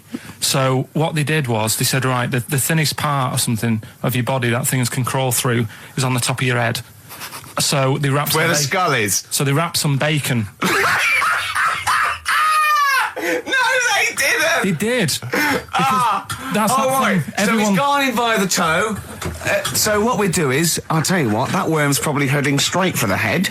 We'll put a bit of bacon on it. The thinnest part of the body is the skull. Of course it's not the thinnest part of the body. It's where your brain case is, isn't it? It's the skull. There was a reason for it. And it was like they stuck some bacon on his head. And as ever, the vital piece of information, i.e. the reason, Karl seems to have forgotten. Because the worm was in his body, and they said everyone likes to smell of bacon.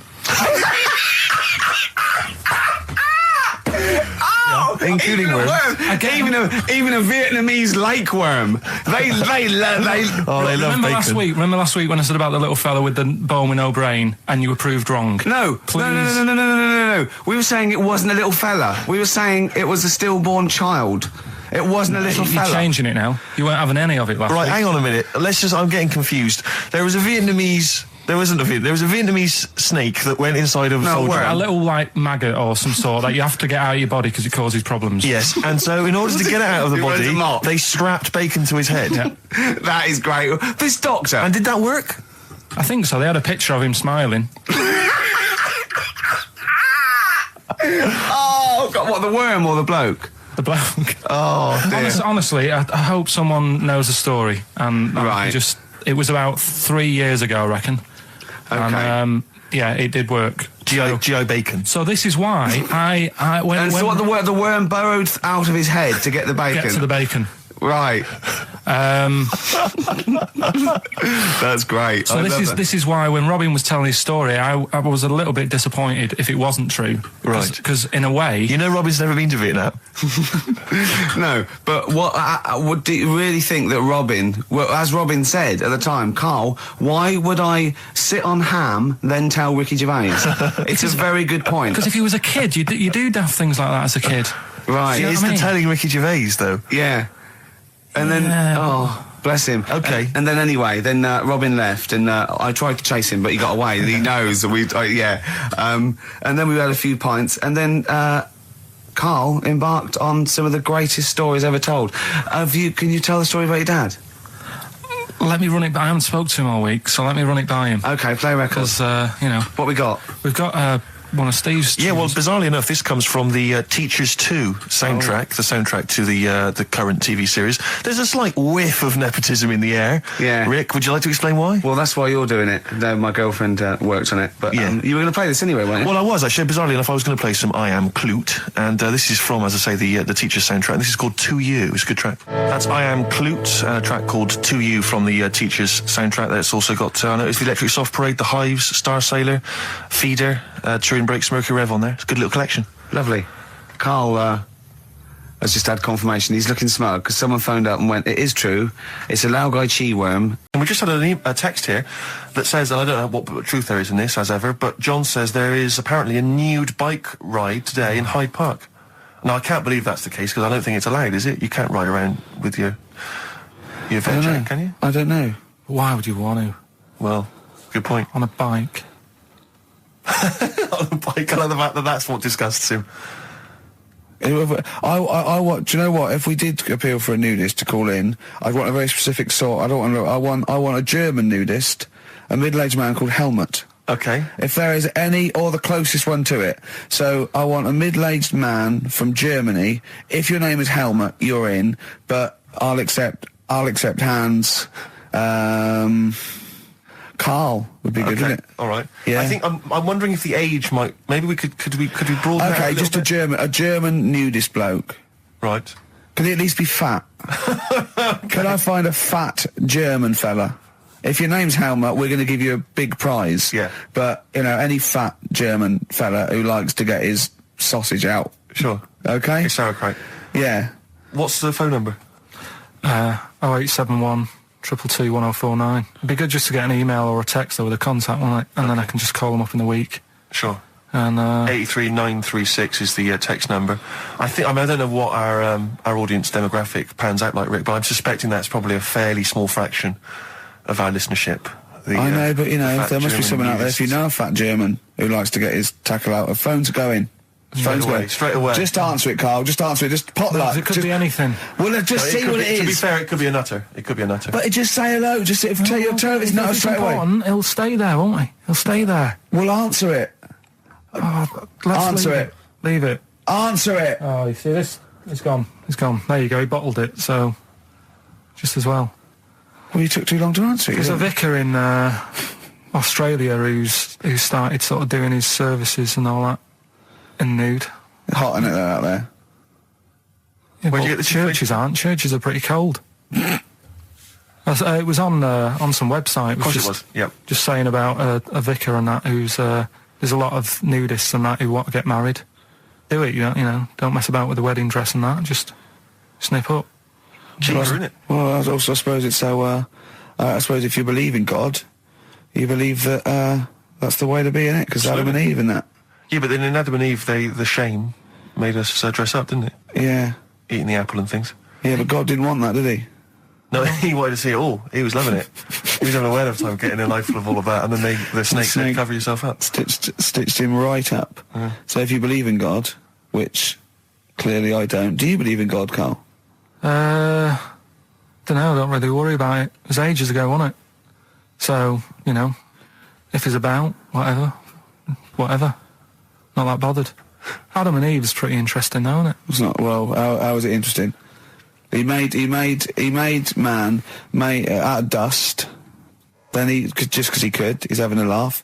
Then he made her out of one of his ribs. Again, he'd like to vary it a little bit. Then they had 2 sons, which gave rise to the entire human race. What was going on there then? What would have happened if they didn't get on?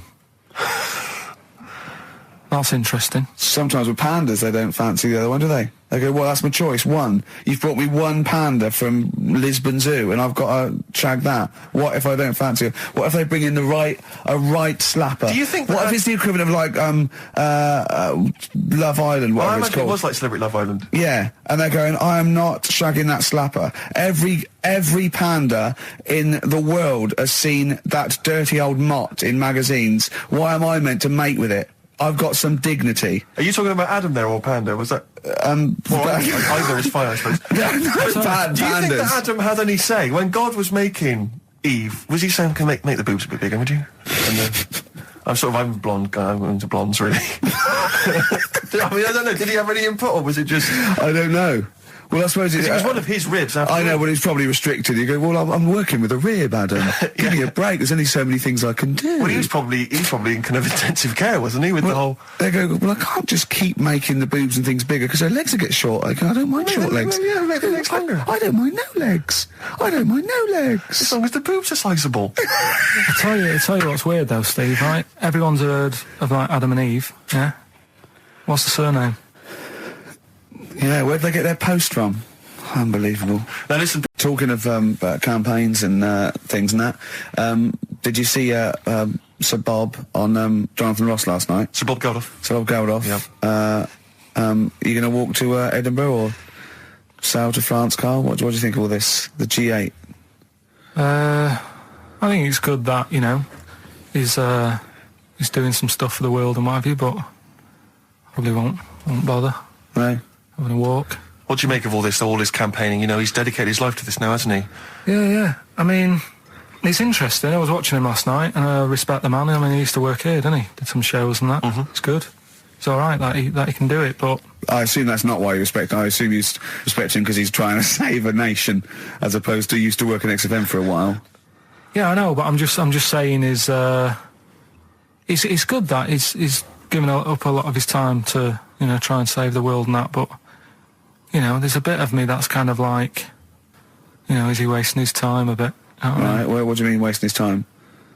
Well, he tried it before, and... No, wait. What he's trying to say is that the G8 are I think the 7 most rich, wealthy nations in the world, and Russia, and they get together and they can wipe out the third world debt. I.e., they owe us billions and billions of pounds. They can't afford to pay it back. So he's going to say, let's wipe the slate clean and pledge, I think, a lot more aid and stuff to them, isn't it? So what do you think of that? But won't they just do it again? Right, what's you thinking? No, I just mean... I knew I had a little diamond in the rough here. I mean, obviously, you know, I admit, I brought this up because I really wanted to know what Karl thought of it. Sure. Yeah, I had ulterior motives. It wasn't just for awareness, for the very worthy cause. It was because I know... Look at him looking at me. Look at him, he looks at me like a cat. Honestly, it's like there's nothing behind those eyes. Right, what do you mean? They're just going to run up the debt again, you think? Well, what I mean is, right, when I was a kid, right, and I wanted to go to the arcade, I'd borrow £1 off my mum, right, and she'd say, don't come back asking for more and what have you. But I'd have a go on a pinball machine or whatever, game on a fruity, and then go back, and she'd go, can I have some more money? And she goes, I gave you £1 before. And I go, I know, but I'm on holiday. And she goes, there you go then. And then I go off and do the same thing. I didn't go, no, I wasted the last one, I'm going to pop this in the bank. Right. So you think that's what's going to happen with... That's a nice metaphor. So what do you think happening there? Is the Africans are blowing it down the arcade? Instead of putting it towards a fishing rod, they're blowing it down the arcade. I'm trying to win a watch. Look, I've got 100 goals. I think this thing is dodgy. Yeah. I'm trying to win a fluffy toy. Bob's saying you're never going to get the Snoopy. You're never going to get the Snoopy. It's always going to fall out of the little claw It's before it rigged. gets to The the top. claw is not strong enough. Yeah. Do not waste it. No, Midge. Midge, you have to write a song. Write another song, mate. They've blown it down the arcade. Brilliant. So that's your genuine logic, is it? Well, I just don't know... if they put me in charge of it, I don't know what I'd do. I just think it's a... Could I just say that will never happen? No. Could I just say to London, yeah, and anyone listening Sleep on Saturday, easy. Yeah, don't worry. Karl is not going to be put in charge of G8. It's not going to be him, Blair Chirac.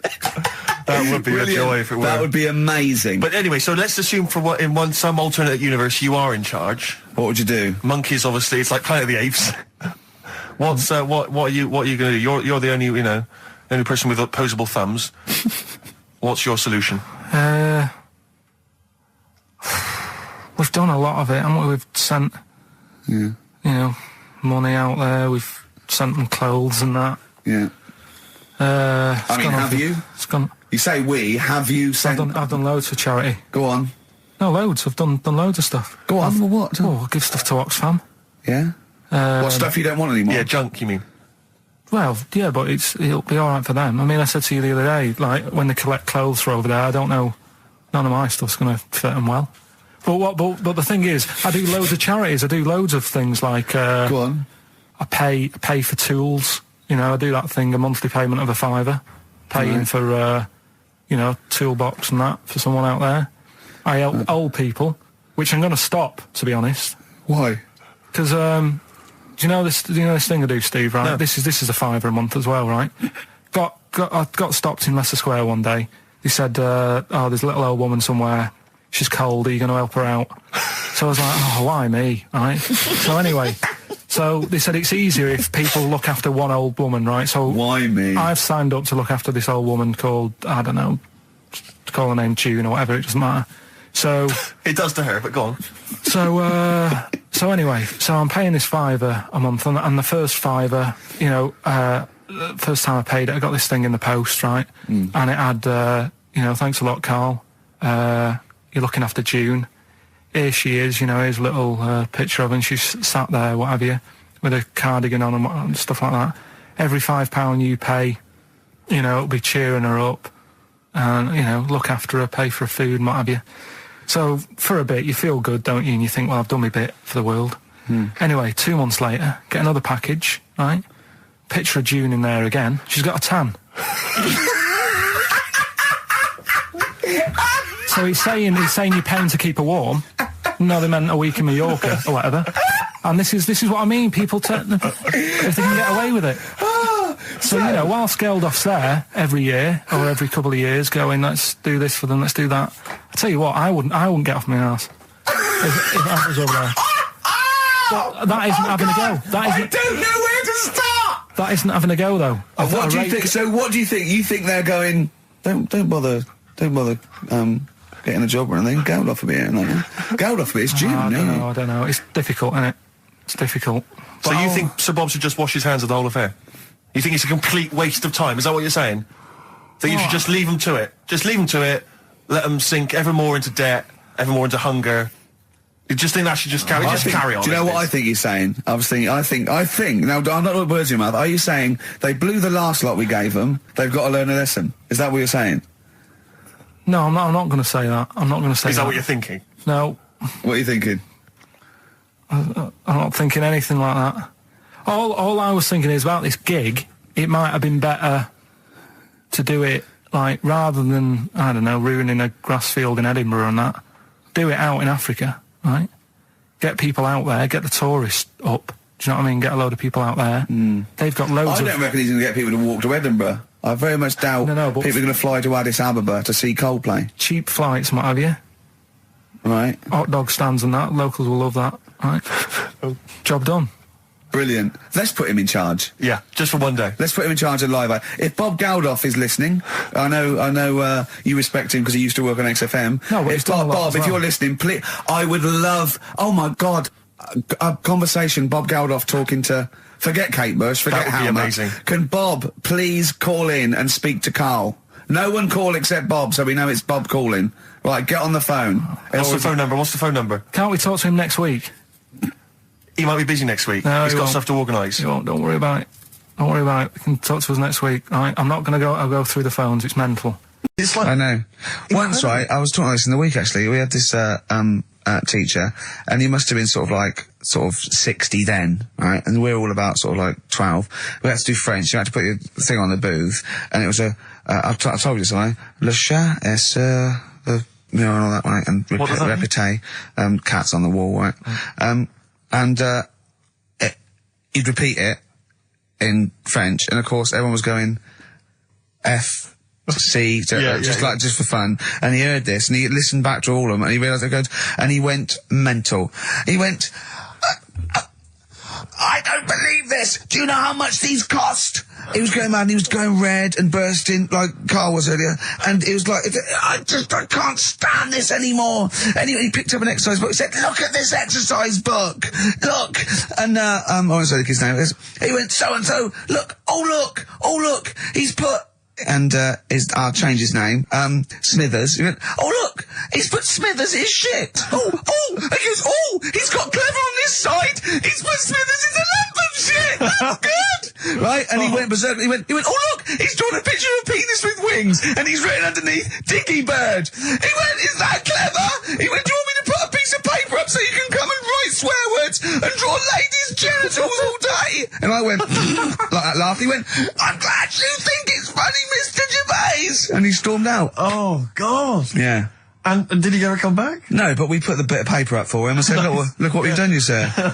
That's a fanny. Yeah. There's some knobs. Good. Just talking earlier about teachers, weren't they? Have you got any amusing anecdotes about teachers or anything around that subject? I didn't go to school that much. Go on. When I did, it was, I was telling Suzanne about it the other day how, you know, she goes out with me now and she thinks I'm great. She's lucky what she's got. No, she's done well. Yeah. Right? But I was the sort of kid who she would have hated at school because I never had, like, a pen. Oh, yeah, I know what the sort you are. Never a pencil case or any stuff? I'd start off the term, I would, and have, like, you know, a brand new carrier bag with my stuff in. Brand new carrier bag, classy. And, well, you got to have somewhere to put the stuff you've nicked from Woolworths in, haven't you? Right, so that'd be there. But then by the time, like, a couple of weeks down, I'd put my pen down, I would have lost it, and then I'm sort of going around saying, can I borrow a pen? You didn't try sticking it up your nose. It's not still lodged up there. It's not, no. But the funny thing with, like, you know, you were talking about teachers and stuff. Were you disruptive? Were you a disruptive kid? Were you Not the sort of really. causing trouble? No, not really. I was No, one he of wouldn't them- cause trouble. He's terrified of the boss here, isn't he? No, it's not that. It's just that, what's the point in winding people up? I find it quite annoying if people do that. So I don't wish it up on anyone else. Why'd you wind Steve up then? I don't sometime? wind him up. You I do. don't wind You him have up. done, but no, come on, let's not argue. We were getting on well then. Come on, Karl. And, like, the teachers, because I'd lived on this estate, right, loads of stuff used to get nicked and go missing and what have you. Blackboards, And desks. their way, no, like the telly and the video. headmaster. Telly, video, Oh, really? and stuff like that. And the projector thing and all that. So the way they used to try and find it, right, my little conspiracy, because you know I'm good at them. Yeah, What they used to do is set your own work and say, right, draw like a bird's eye view of your house. Right? But draw everything you've got in your house in it as well. So if you've got, I don't know, if you've got anything in the loft, make sure you draw it. Right. So kids would come in with overhead projectors. Well, that was the idea, Chalk, I think, behind Guns. Yeah. Yeah. it. They were amazing. Anti-aircraft guns in the shed. So the picture you did for your home, presumably Got nothing from me. nothing. I didn't do it. I'm not. He used to hand it in empty house. I'm not a grass. yeah. And nor the illegal immigrants living in the Just a kitchen. picture of your Auntie Nora. Yeah. What's that? Is that? Have you Is that a been tennis ball? stealing tennis balls? Yeah. No, that's not a split tennis ball. That's my auntie Nora's. But what about all the stuff? What, didn't you have to draw all the stuff that your father had nicked? All this, Listen. Right. This is going to be so annoying. No, it's not, honestly. Well, it is, because you're going to think it's science and it's going to be trite. Alright, well, Go on. right. Little story first, right? There's this funeral, right? And this girl was at a funeral. Same funeral? Yeah. Right. It was a mother's funeral. Oh, yeah. Right? She met this fella who she didn't know, right? But she thought this fellow who she met was amazing. She didn't know him, right? But she thought he was brilliant, right? Like a dream fella. right. And she fell in love with him, right? But never asked for his number, his phone number, Right. And she couldn't find him. Now, a few days later, the girl killed her own sister, right? Yes. Question is, why did she do that? Okay, well, it's one of those stupid things then, isn't it? So it's not logic, it's what am I thinking? No, it's not. Seriously, it's a proper, it's proper real mental logic. test. It's a proper mental test. A mental test. It is a bit mental. So you understand the story, yeah? Kind of. Let me just get it right. So there's a funeral. A girl goes to the funeral of her mother. Yeah. She meets the guy, or she meets the guy at the funeral. She meets the bloke. He looks alright. I fancy a bit of that. Right. Has a chat with him, Yeah. but doesn't get his name, doesn't get a phone number or anything. So to cut a long story short, the things are asked, right? So the reason she kills her own sister, is this something to do with finding out something about the man she met? Well, just answer the thing. Just why do you? Oh, okay then. I'll answer it then. She went mental. He was a spy called Derek. What do you mean, just answer it? Anyway, I'm testing Steve. Right. Well, she killed her own sister because her sister had stolen some money from her and was sleeping with her husband. Is that it? Well, That's an answer. It's an answer. It's an answer. I don't know. What's the answer on the paper? So, Well, come on. What is? come on! Well, the answer is No, an answer is... that she was hoping that the guy would appear at the funeral again. He'd go to the funeral. Right, that's not a proper psychological test. It is, It's one of it those says here. stupid little shitty things. It says It's like here. a man goes into a field and dies. Why? His parachute didn't open. That's what I'm thinking. I'm surprised you learn anything. Oh, Honest to I God, love I'm that. surprised you Romeo learn and anything. Juliet. Oh, Juliet's a fish. It said she was hoping that the guy would appear again at the funeral. If you answered this correctly, you think like a psychopath. This was a test by a famous fella, right, who used it on killers, and most of the killers got the answer right. Did you also think that? Was that the answer that you gave when you first read I didn't know. But I wondered what you would have got. Good. So that's proof I'm not a psychopath. Yeah, but that's the point. But it's a psychological test for looking at something very, very specific. What's up with that? Well, what was the best that could happen? That he'd got it right, so he is a psychopath. What annoys me is you're not happy with that test, but before you wasted 3 minutes trying to balance a pear on my head. What were you getting out of that? Let's play a song and have some monkey yourself.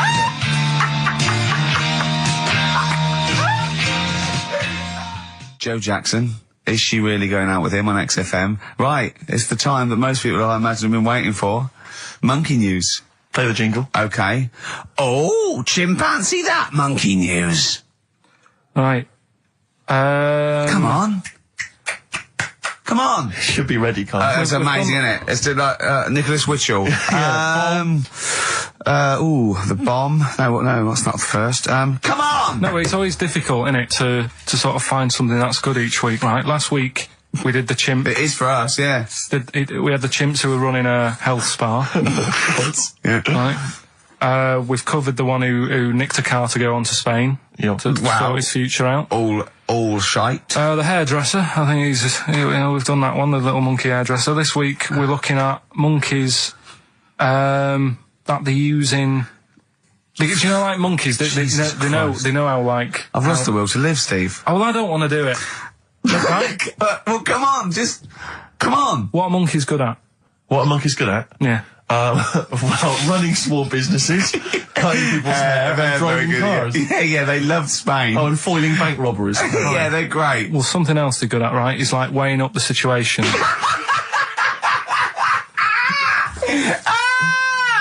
Oh, God! If you stick them in a field with loads of like obstacles on it, right, they're good at sort of, I can get over that, and I climb over that, I'll swing from there to there, that sort of thing, right? Okay.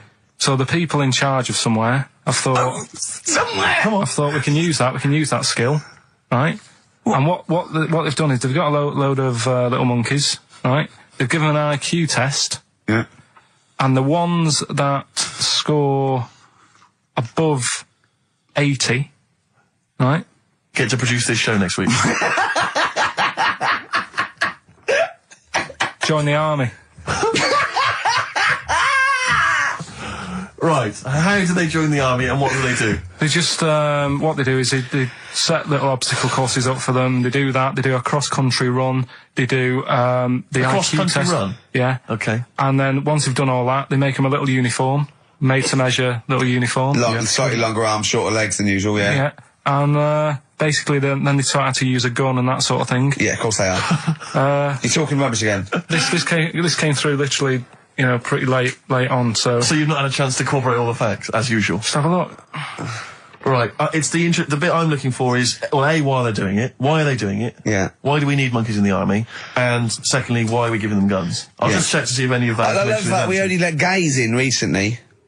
Yeah. Talk amongst yourselves. Yeah. Just have a look. I can't read it. There's just too much pressure. Well, it's rubbish. But it's rubbish. They don't get. It's the way that there are things. There are animal cores, right? There are horses. There are dolphins, sea lions. There are lots and lots of animals in the army, but they don't have to pass an obstacle test as such, and they're not taught to fire guns. You've straight away assumed that there's going to be loads of squads of men and then just one little monkey in the middle. Like, he came second on the test. He's in, boys. What do you think, Steve? You've read it? Well, as ever, Karl, this is an arbitrary email sent by one of our listeners. You know what Ricky and I think of them. and so we're not really basing this on hard evidence. We're basing it on the ramblings of one of our listeners. Rubbish. Once again, lazy, rubbish, uncorroborated, nonsense. The stupid test that you got wrong. Rick, that sounds like monkey news to me. I told you before about buying presents. Did those gloves have your name sewn in them? And a piece of string that ran over the back of your duffel coat. I've never been into getting presents and that. I had the problem at that Christmas one, that time with the Victoria Plum. Yeah, we'd hate that. We'd hate to bring that back. We've done that. Because you talked about because it's kind of to do with your dad, isn't it? He's a very bad gift buyer. Was that the problem? Well, yeah, my dad just wouldn't bother. It was my mum who sort of made an effort, and she sort of worked out half of what I wanted, then she left it to me dad to get it off someone, see if he could get one cheap or whatever. I love the fact that usually people talk about, like, drinking heavily or violent abuse, right? Yeah. But here's what he's been left with and scarred with from parents is bad gift buying. Yeah, and That's the not so Victoria bad, Plum is it? incident. In the greater scheme of things in the world, Yeah, but- that's not a bad thing to have, is it? Right, this is what it's like about getting presents and stuff, right? With my mum and dad. Go on. My mate, Colin, right? He Colin had, Makin? No, Colin Bailey, Oh, right? yeah. He had a Little Sinclair Spectrum, right? Yeah. Computer, Yeah. which was like the thing to have at that yeah, time, yeah, right? yeah. Used to always go round to his house. The deal was... Not the one you had to play through the window because you weren't allowed No, that's another lad. Oh, right? yeah. This is a different lad. And the deal was, he came to our house, and my mum gave him a pie. And then I'd go round to his, and I'd stay there for a few hours playing, you know, Hungry Horace and stuff like that on it. Sure. Right? Now, my mum and dad knew that I really wanted one of these computers, right? So I waited about a year. Came round to Christmas Day. I thought, I reckon might have one. Turned out they bought me the wrong one. They bought me a ZX81 instead of a Spectrum, right? And Christmas Day, I'm there trying to load the games up. It's not working. I'm thinking, what's wrong, right? And the thing with me, when I was a kid, I used to get quite sort of agitated. This is the moment. Right? I found out that it needed a RAM pack to make it work, right? Looking in the thing and it's saying, and make sure you put your RAM pack in the back. And I was like, oh, where's the RAM pack? And my dad's going, I don't know, I've got you the main bit. That's it. So, I was that wound up, I just was sick, right? Just sick. I didn't feel sick or anything, I just was like, oh God. Went to the sink, just sick. Because I was that on edge about it. I said, come on, we've got to get one. And my dad's like, Tandy's shut, we're not gonna get anything today. Ruined again, Christmas Day. That was after the year when my train set got blown up by our kid. The following year, no RAM pack. And now you ask me why don't I get good presents? He's scarred. He just I'm gonna die. Honestly, I'm gonna die. He's just been sick. Yeah. There's no RAM pack. Did you get to the bottom of it? Why wasn't there a RAM pack? You have to buy them separate. Oh, It's one of them okay. cons. What do you mean I can't play Frogger? Oh no. So, wasn't there another incident when you threw up? Spontaneously threw up? Oh. Through sheer anxiety? I do get it. It's not so much now because I've relaxed a bit, but as a kid I used to be quite on edge all the time with certain things. Do you think that's what happened to your The cat wind. that kept being sick? That it didn't get the food it wanted? And it just threw up? Do you remember that? Yeah. God, so they shaved it. Yeah, but again, you see, the cat thing, I mean, it's mad. I was thinking about it the other day, right? I used to think I had quite a normal upbringing, You didn't. right? And someone was talking Your about the mother cat. once told you not to go to school because it was windy, Karl. It was Yeah. not a Right. normal The upbringing. cat was being sick, so she shaved it, so it was easier to clean. Right, well, my mum and dad went on holiday, right? And I stayed at the Ross's down the road. Oh, yeah. Only a kid, must have been about 5 or something, right? And I was always running around in the house. I had a lot of energy as a kid. What the Rosses did, they had this cat that was dead violent, the most violent sort of angry cat I have ever witnessed. A tiger. It was honestly, Steve, if it was bigger, it would have been, because it was just always having a go at you. Yeah. If you went to pat it on the head, it went to bite you and stuff. And what they used to do with it, to stop me running around, I'd sort of be running around, and then I'd get a bit tired, and they'd say, have a lie down on the settee. So I'd lie down on the settee and I'd nod off. And what they used to do, I'd wake up and I'd put the cat on my belly. Right? So I'd be scared to move because it's like it's going to get me. But it would keep you there. It kept me there, and it used to sort of slaver on me, and they'd sort of, you know, go out or whatever, and I'd be lying there. That's not normal, is it? Karl, sorry, were you created by the Brothers Grimm for one of their fairy tales? What kind of a life is that? A cat paperweight to keep Karl in place. He keeps blowing around. It's windy. We'll have to weigh him down. Be careful. Your mum probably told him that it's a windy day. You got to get something heavy on him, otherwise he just gets blown into the road. God, Bless him. Did I ever tell you about my Uncle Alf? no. He wasn't a proper uncle, right? Right. But it was just Was he an aunt? one of my dad's mates, and Yeah. that. And he was getting on a bit. He must have been about 60, which is pretty old when you're younger and that. And he was the same. He used to always wear a suit and that. But it was never in good nick. It was always like a rough suit, but it doesn't matter. He's still, making half the effort and that. Yeah. And he used to sleep in a dinghy. Right, the Uncle Alf. What? In his house? Yeah. Why? Well, in a flat, he's in like a little bed sit. Because he only had a little bed sit, and he was into boats and stuff. So he had this Two birds with one stone. Had this little dinghy, had a little flat, thought, well, it's tight space and that. He had a dinghy as a bed, and he had 2 tellies, right? He had 2 tellies, one that the sound worked on, the other one only the vision worked. So if you wanted to watch a programme... You had to turn both on. Put them both on like BBC One, turned one up, and watched the other one. Wow. That's extraordinary. From his dinghy? Sat in his dinghy. That is brilliant. It was an inflatable dinghy, it wasn't like a wooden... Yeah, an inflatable one, big inflatable Did you ever go around and visit him? Yeah, now and again. Was it weird seeing a 60-year-old bloke in a suit, in a dinghy inside, watching 2 tellies? It's weird at the time, I thought. Which of the TVs stopped working properly first? I mean, did he... let's say the sound went on one of them. Yeah. Did he carry on watching the other one, hoping that the other one was fine? No, he went and got a new telly, and then the vision went on that, and he went, oh no. He went, hold on though. Wait a minute. I've got another telly in the wardrobe that I haven't used it. It must have been like that. Yeah. Wow, he sounds brilliant. Is he still alive? Yeah, he's still around, yeah. I haven't seen him for years, but he used to... Be all right. Was he married? Be all right. I think that's what happened. I think his wife passed away, and that's when he had all this... he had a boat. And it's like, oh, where am I going to put it in a bed sit? And it was like, hang on a minute. Yeah. You know what I mean? Sleep in that. So, yeah. I wonder if you ever brought any women back. Just the idea of bringing them back, getting down to it. Shall we move into the bedroom? Ahoy!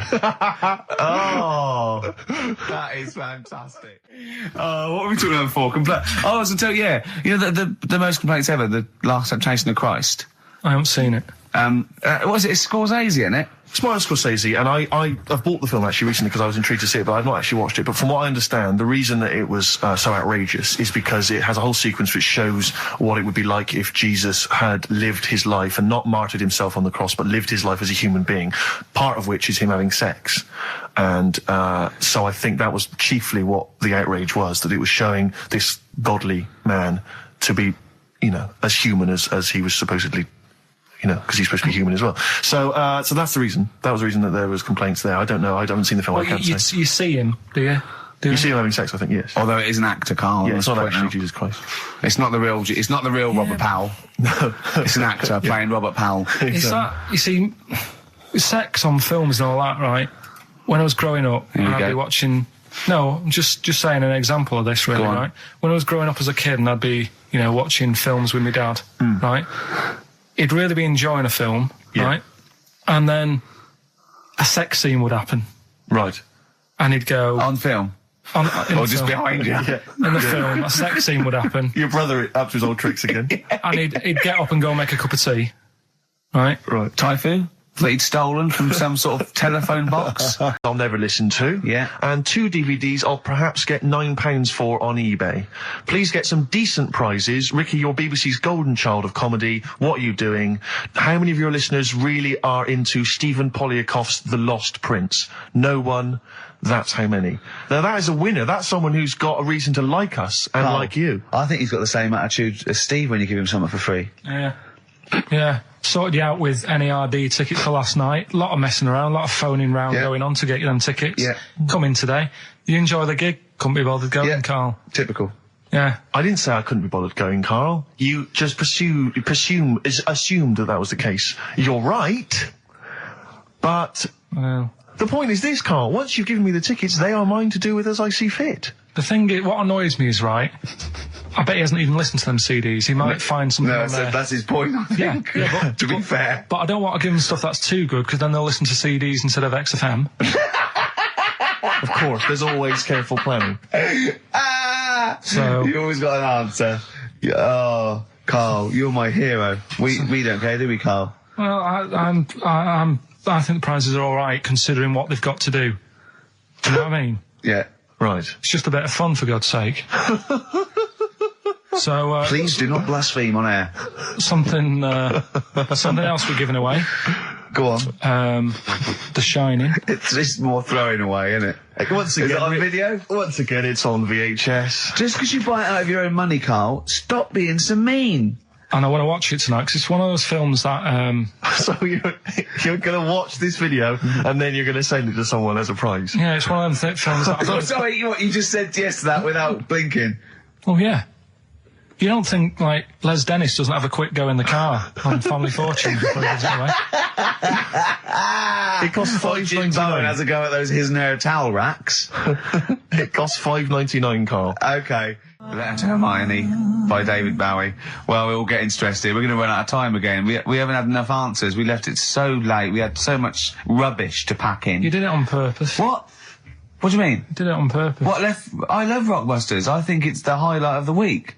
But I remember again, in the early days of Rockbusters, we used to get reams of emails. Do you know how many we've had today? go on. 2. Yeah, because we've just done it in the last link, and people have to think about it and do research. They have to guess because I don't think XFM Family Fortunes is going to be a success. Don't knock XFM Family Fortunes, Carl. It ran on ITV for years. Right, well...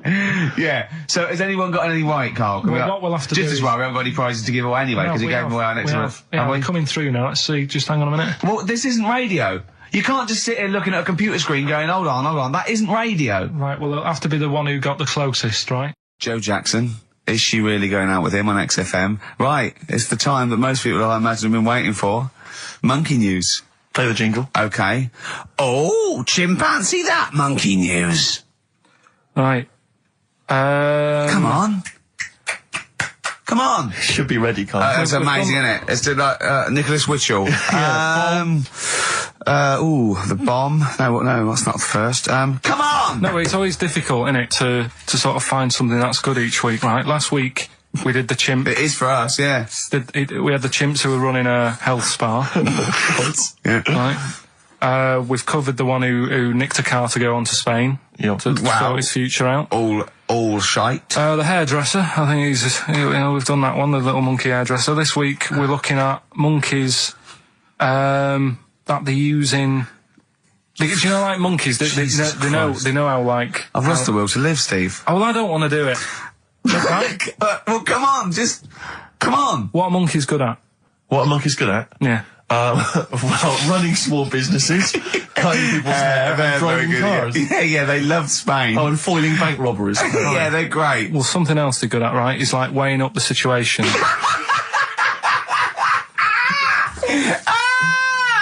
Oh, God! If you stick them in a field with loads of like obstacles on it, right, they're good at sort of, I can get over that, and I climb over that, I'll swing from there to there, that sort of thing, right? Okay. So the people in charge of somewhere, I've thought... somewhere! Come on. I've thought we can use that skill, right? And what they've done is they've got a load of little monkeys, right? They've given an IQ test. Yeah. And the ones that score above 80, right? Get to produce this show next week. Join the army. Right. How do they join the army and what do they do? They just, what they do is they set little obstacle courses up for them. They do that. They do a cross-country run. They do, the IQ cross-country test. run? Yeah. Okay. And then once they've done all that, they make them a little uniform. Made to measure little uniform. Slightly longer arms, shorter legs than usual, yeah. Yeah. And, basically then they taught how to use a gun and that sort of thing. Yeah, of course they are. You're talking rubbish again. This came through literally, pretty late on, so... So you've not had a chance to incorporate all the facts, as usual? Just have a look. Right. It's the bit I'm looking for is, well, A, why are they doing it? Why are they doing it? Yeah. Why do we need monkeys in the army? And secondly, why are we giving them guns? I'll just check to see if any of that... I love that we only let gays in recently. Yeah. Talk amongst yourselves. Yeah. Just have a look. I can't read it. There's too much pressure. Well, it's rubbish. But it's rubbish. They don't get it. Again, it's the way that there are things there are animal cores, right? There are horses, there are dolphins, sea lions. There are lots and lots of animals in the army, but they don't have to pass an obstacle test as such, and they're not taught to fire guns. We'll You see. straight away assumed that there's going to be loads of squads of men, and then just one little monkey in the middle. Like, you know, he came second on the test. He's in, boys. What do you think, Steve? You've read it? Well, as ever, Karl, this is an arbitrary email sent by one of our listeners. You know what Ricky and I think of them.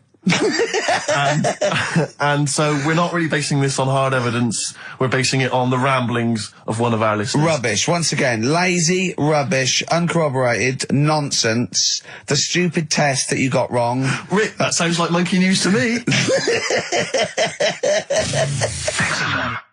I wanted to play those adverts for you on XFM 104.9. Well, that's about it. We've had some tears and laughter. I mean, the only real thing that we learned from today's show that's corroborated and is absolutely true is that, remember, Mancunians take off more sick days than any other area, 11 days per year, compared to sort of like 8 Liverpool. And from that we extrapolate, do not trust Mancunians. Well, I'm not saying that. I think that's a bit harsh. I'm saying, you know, make sure you get in writing that they're not going to have more than sort of like the average number of days off per year. Yeah. Or You know? if they start taking loads off, fire them. Yeah, do you know what I mean? Right, Karl, we've had a good day? We're going to end with a beautiful song, aren't we? Just to show we're all still friends. To Jimmy Webb and his version of Galveston.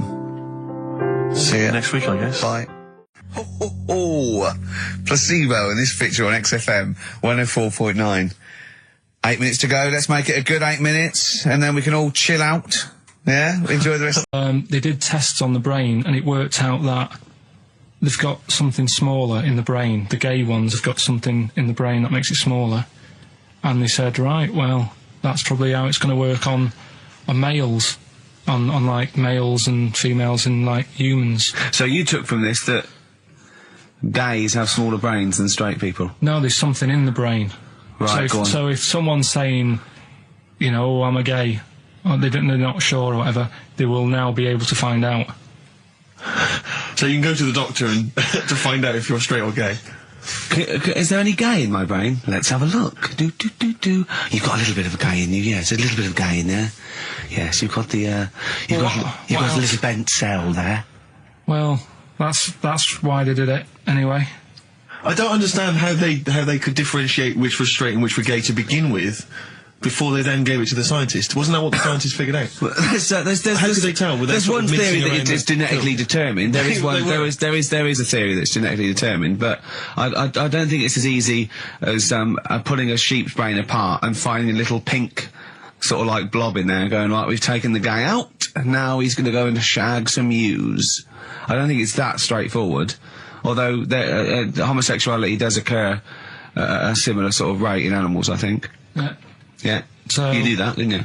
So that's that one. I mean, I just like the idea of the farmer figuring out which is straight and gay. Well, that one's wearing quite a camp-looking neckerchief. So I'm thinking maybe he's gay. Is that, yeah. I love the fact they can, That one's a big fan of Sophie Ellis-Bextor. They put on ABBA and see which ones dance. Exactly, That's how they... Which one, Well, I Put mean- on like Barbara Streisand and see which ones sing along.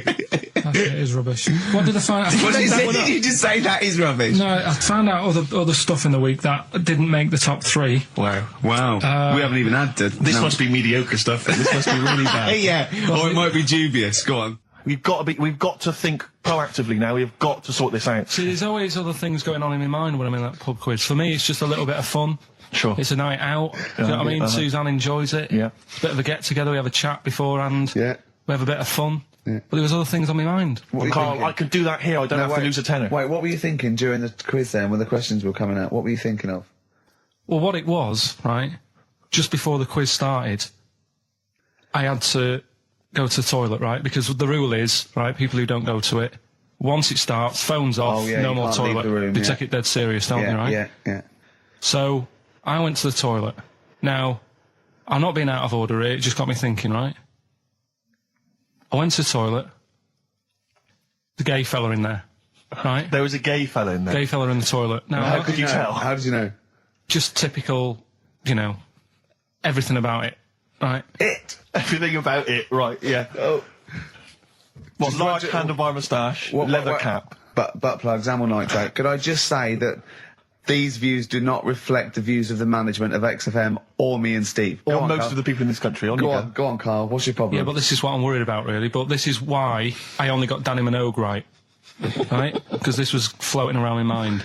Went She's to a the big toilet. gay icon, Now, isn't she? go into the toilet.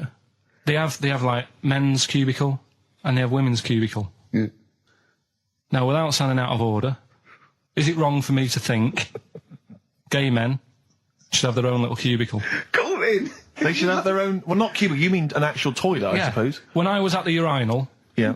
normally, you know, there's a fella there and then you go, all right. And there's no pressure. But I couldn't go. I was thinking, should I wait? If I go into the toilet, it'll look obvious. Yeah. I had loads of pressure and But this was what were you going on. worried about? I'm so sorry. What were you so concerned sorry, about? Viewers. I'm so Well, sorry. it's like, right, listen, when I was a kid, right, and it's all right for you to go into women's toilets when you're a kid, it's like, oh, it's a bit cute, Yeah. right, as long as you're not, like, over 15 or something, right? Right. But when I was a kid, I went into a toilet, and women, when they use their little cubicles, they don't shut the door. Some of them just sit down on the toilet, Yeah. right, and you see everything. And, no, seriously, that's probably one of the first times I saw, like, a woman. Yeah. That, right, and my Auntie Nora when she was staying over. What happened with your Auntie Nora? She was, she's into wearing caftans. Into wearing what? You know, caftans. Oh, yeah. What are caftans? Big, bellowy sort of dresses. Right, sort of. right. And, yeah, I used to sit on the floor at home in front of the telly. Sure. She was on the chair behind. Yeah. She did a bit of a, sort of a Sharon Stone scene. Oh, God. Yeah. Did you see it? There was no underwear. No. What age were you? What was it like? What age were It you? was like a ripped tennis ball. So.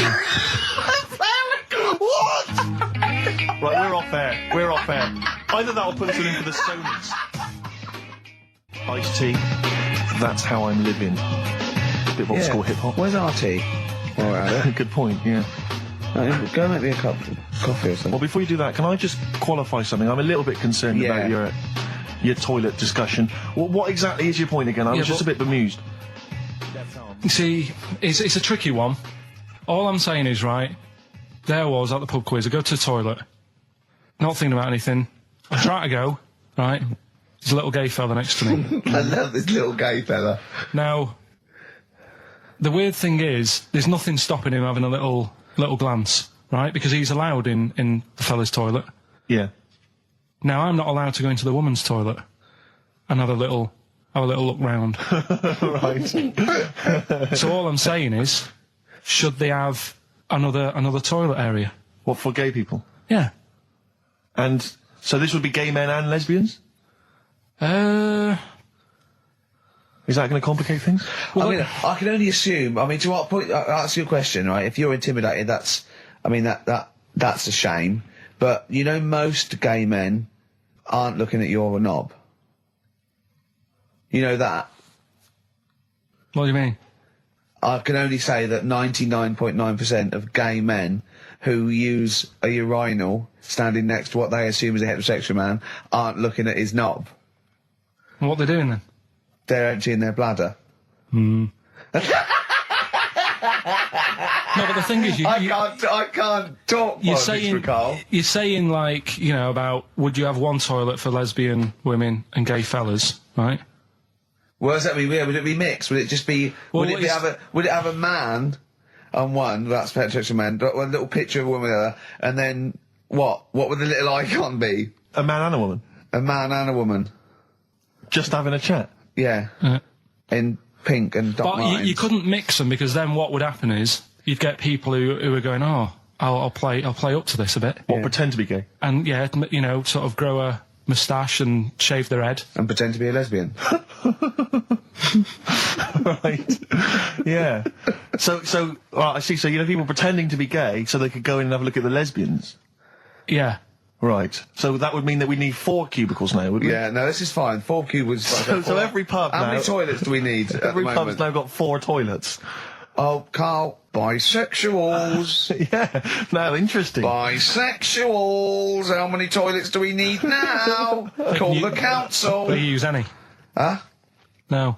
No, because they're interested in everything, aren't they? Because a little bisexual fella will be looking at your knob. Right, with them, what you do, you just have a door, you open it, and there's one urinal there, so you can't get a queue. They have to sort of wait. I've just thought of it. Well, why can't there just be a thing between the urinals so no one can look at anyone else's knob? Wait a minute. Just to go back to Ricky's point, what stops, even if we've got the toilet for gay men, what stops the gay men who want to have a look at your willy going in the regular toilet and pretending that they're straight? Most men don't wear gay across their No, head. exactly. They don't have a tattoo. There's no branding yet in the British house where they have to declare. So we're going to have to expand this. So we've all got to carry identity. Do you know cards. you can see a gay, can you? Coming a mile off. No? No, I'll just hold it in next time. No. Can you tell gay men? Do you know a gay man? I'd say, probably, if you did if you lined some people up and said, point them out, I reckon I'd get... But hold on, we're not talking about people dressed in leather with the arse cut out and an handlebar moustache. Yeah. We're talking about, the everyday, non-seen... of course. Yeah, but I mean, suppose I put you in a room and there was 10 naked men, right? Yeah.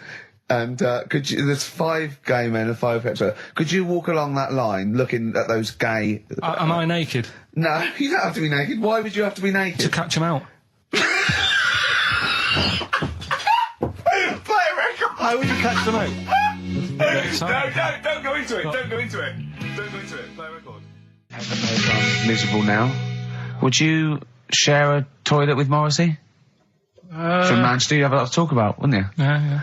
We've had an email, Rick, from Jim, and he's just simply said, what about a separate cubicle for bold Mancunians? Are we doing a competition? Let's play a tune. Carl, you can't be bothered. Right, okay, we're going to scrap this and you're going to work Mondays again. Since You've Been Gone by Rainbow on XFM 104.9. Well, it's what the Londoners have been waiting for. It's Rockbusters, isn't it, Carl? Well, it's not Rockbusters, it's something we've done. It's a bit like Rockbusters, but it's been tweaked. Brilliant. Right? So remember that? It's done with sound effects and that. Oh, God. Really? What do you mean? All right, come on. Right, remember this one? We tried it before. Hold on, wait a minute. No headphones on. Wait a minute. And this is one you've done in the past. This is not the competition. This is not the competition, but I said, like, what song is this? Smack my bitch up, yeah. Brilliant. Smack my bitch up. Yeah. Right. So it's kind of that, but rather than just doing songs, it's that film or song sounds good. You know, when you do these things, you can't do them in the week. You've got to do them either Saturdays or Mondays. Yeah, I do, yeah. Well, I'm going to check on that because that really annoys me. Because it's been done, so it doesn't really. You don't have to worry about it when it gets done, that do you? Because it's done. So. Well, yeah, but I don't want you taking time out of things you should be doing at work. You're already weaseling way out. XFM's going down the tube, and you're taking the piss left, right, and centre. Right. So here's this week's little grab. That film or song sounds good. So what is it? Come here.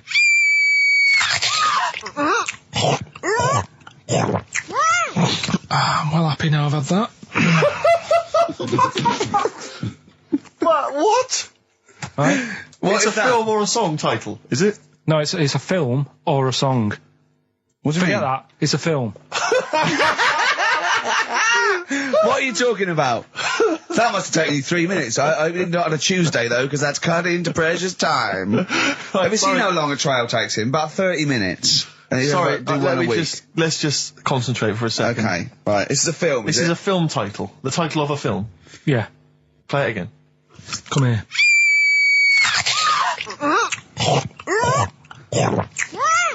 I'm well happy now I've had that. Right? Oh, dearie me. Dearie me. 3 months they've waited for that. 3 months for that. Shite. Do you want to say what the prices are? Oh, I can do. I'd say there's good news and there's bad. I don't know, I think maybe this is what people think of Karl's quizzes. This is the respect they show us. Because you know that the various companies, they'll send you product which you can include in competitions. It's a promotional tool. Yeah. They've sent us I'm Alan Partridge, Series 2, and Fawlty Towers, the complete series. Brilliant. On VHS. I mean, who's got a video player anymore, Karl? It's for losers and the working classes. Yeah, for up north. They still sell them up north, I think. Thankfully. In market stalls. It's been redeemed. I mean, I wonder how we got hold of that. Yeah. Yeah, the Office series 2 on DVD. That was a nightmare getting hold of that one. The best album in the world ever. It's got stuff on there. Super Furry Animals is on there. Supergrass, Goldfrapp, and also the best of the Boomtown Rats, which is not bad, and a couple of Teachers DVDs. So some good stuff there amongst the VHSs. And you can win all of those treats by identifying this film. Oh God! Come here.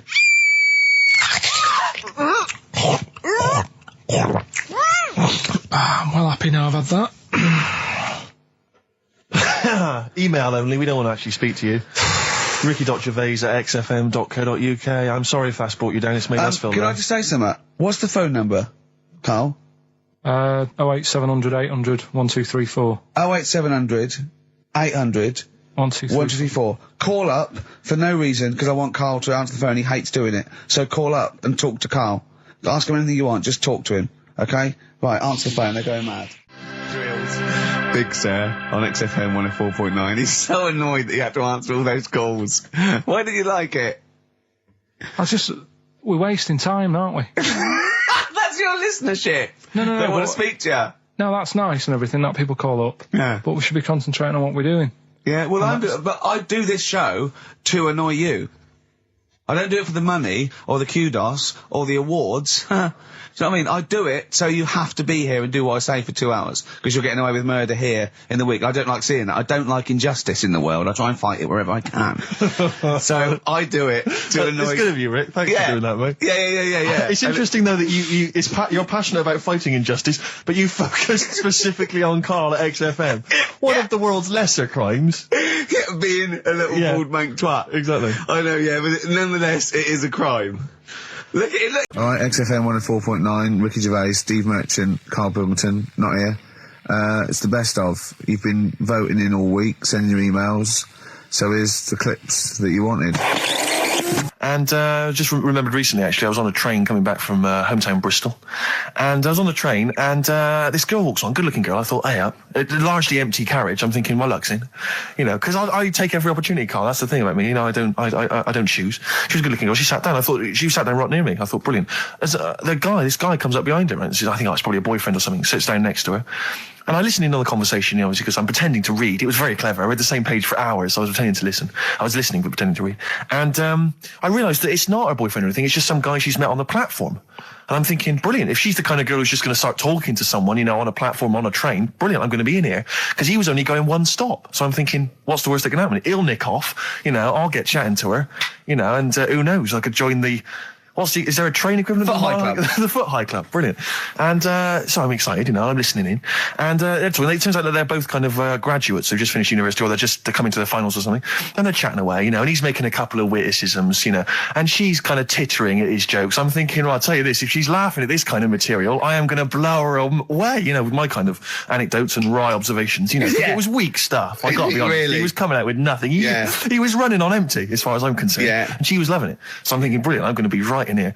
And then they get moving on to higher brow things, you know, and I think she was going to study kind of Marxism or something like that, or communism, something. And she was asking him, you know, by way of conversation, she was asking him what he knew about Marxism, you know. And he was fumbling for his vague knowledge of it that he had in his life. And I'm just sat there thinking, yeah, come on, love, in any given capitalist environment, the proletariat will revolt against their oppression by the bourgeoisie, and after a brief period of socialist rule, emerges a classist society governed by community cooperation. Well, if that sort of talk wouldn't get a woman hot, I don't know what you'd use then. If Marx and Engels is not going to get a woman sweaty down below, then nothing is. Then my name is You're not just Steve biding your time. Exactly. I'm just going to go in for the kill any minute. Yeah. So anyway, it comes to his stop, right? He gets up. I'm thinking, this is a piece of cake. And he gets off, and off he goes. He walks off. And I'm thinking, brilliant. And I thought, I'll wait till the train's pulled away. I'm not going to leap in straight away. No. And he comes back along the carriage. And I'm thinking, hang on a minute. He goes, listen, do you mind if I give you my email address? Oh. Right?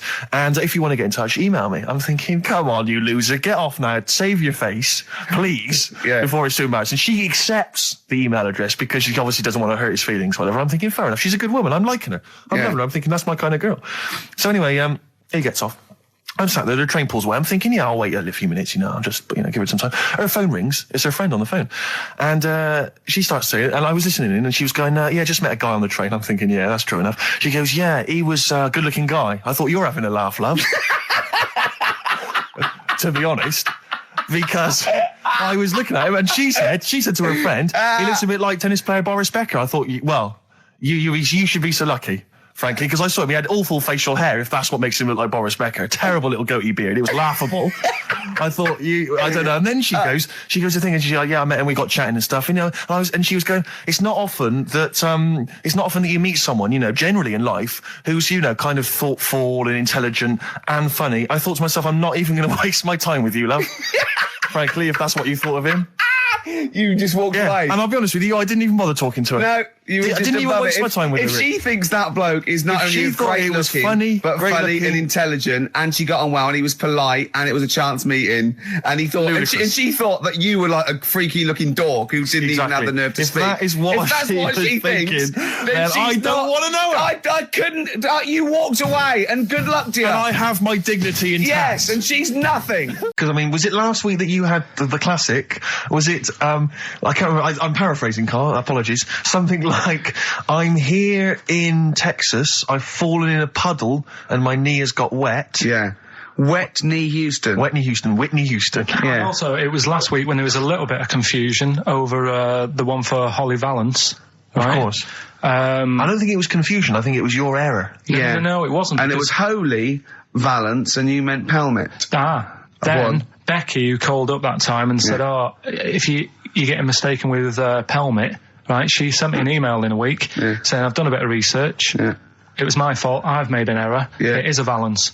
Okay. And I know about Valances. As I told you last week, at the very end, my auntie loves them. Yeah. Right? She makes them. She started off just like putting them on top of the sort of window around the curtain. And then she thought, I can do more with this. Yes. And she had a little coffee table that had magazines underneath. And she said, I'm sick of seeing them magazines when I'm sat down. She sounds like a Pilkington. So I'm sick of seeing them magazines when I sit down. So she put a Valance around the table. She just got Valances around everything now. Yeah. Right? Then, next step, she tapes everything. She never actually watches telly. She tapes it all because she gets sick of listening to the adverts and that. Yeah. So she tapes everything. So she's got loads of videotapes and that. And the video used to get on her nerves. When she was watching a film, she'd see the clock changing. Oh. And it distracted her from the film. So she put a Valance around that.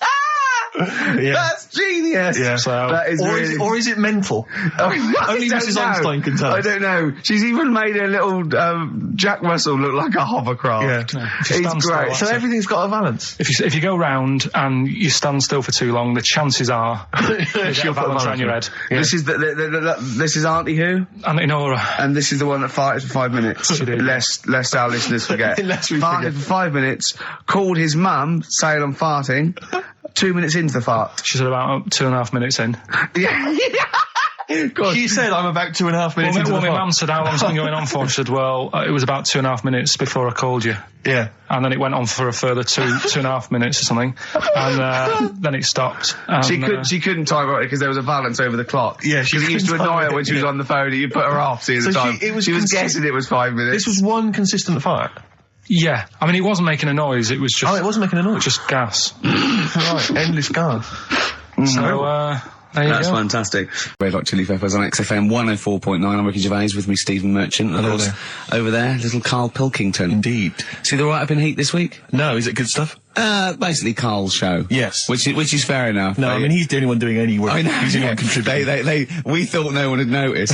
but Heat were on it straight away. Yeah. They picked out, I read it to him over the phone. It said, 2 hours of, like music and everything, right? Karl Pilkington, he does Educating Ricky, a strand where he educates Ricky, and Rockbusters, which is loosely based on Blockbusters. It says, basically you'll be tuning in for that. And I read that to Karl and he went, oh. And I was going to drop it. You weren't, were you, Karl? So he believed the hype. Yeah, I think you've got to, I mean, it's like... You've got to mix it up is what you're saying, keep it fresh. A lot of people are saying to you at the moment, are you going to do another series of The Office? It's kind of like that. I've got to decide whether it's right to move on with it or do something different. Is it dead in the water? Yeah. So what's your decision? I mean, maybe, are you...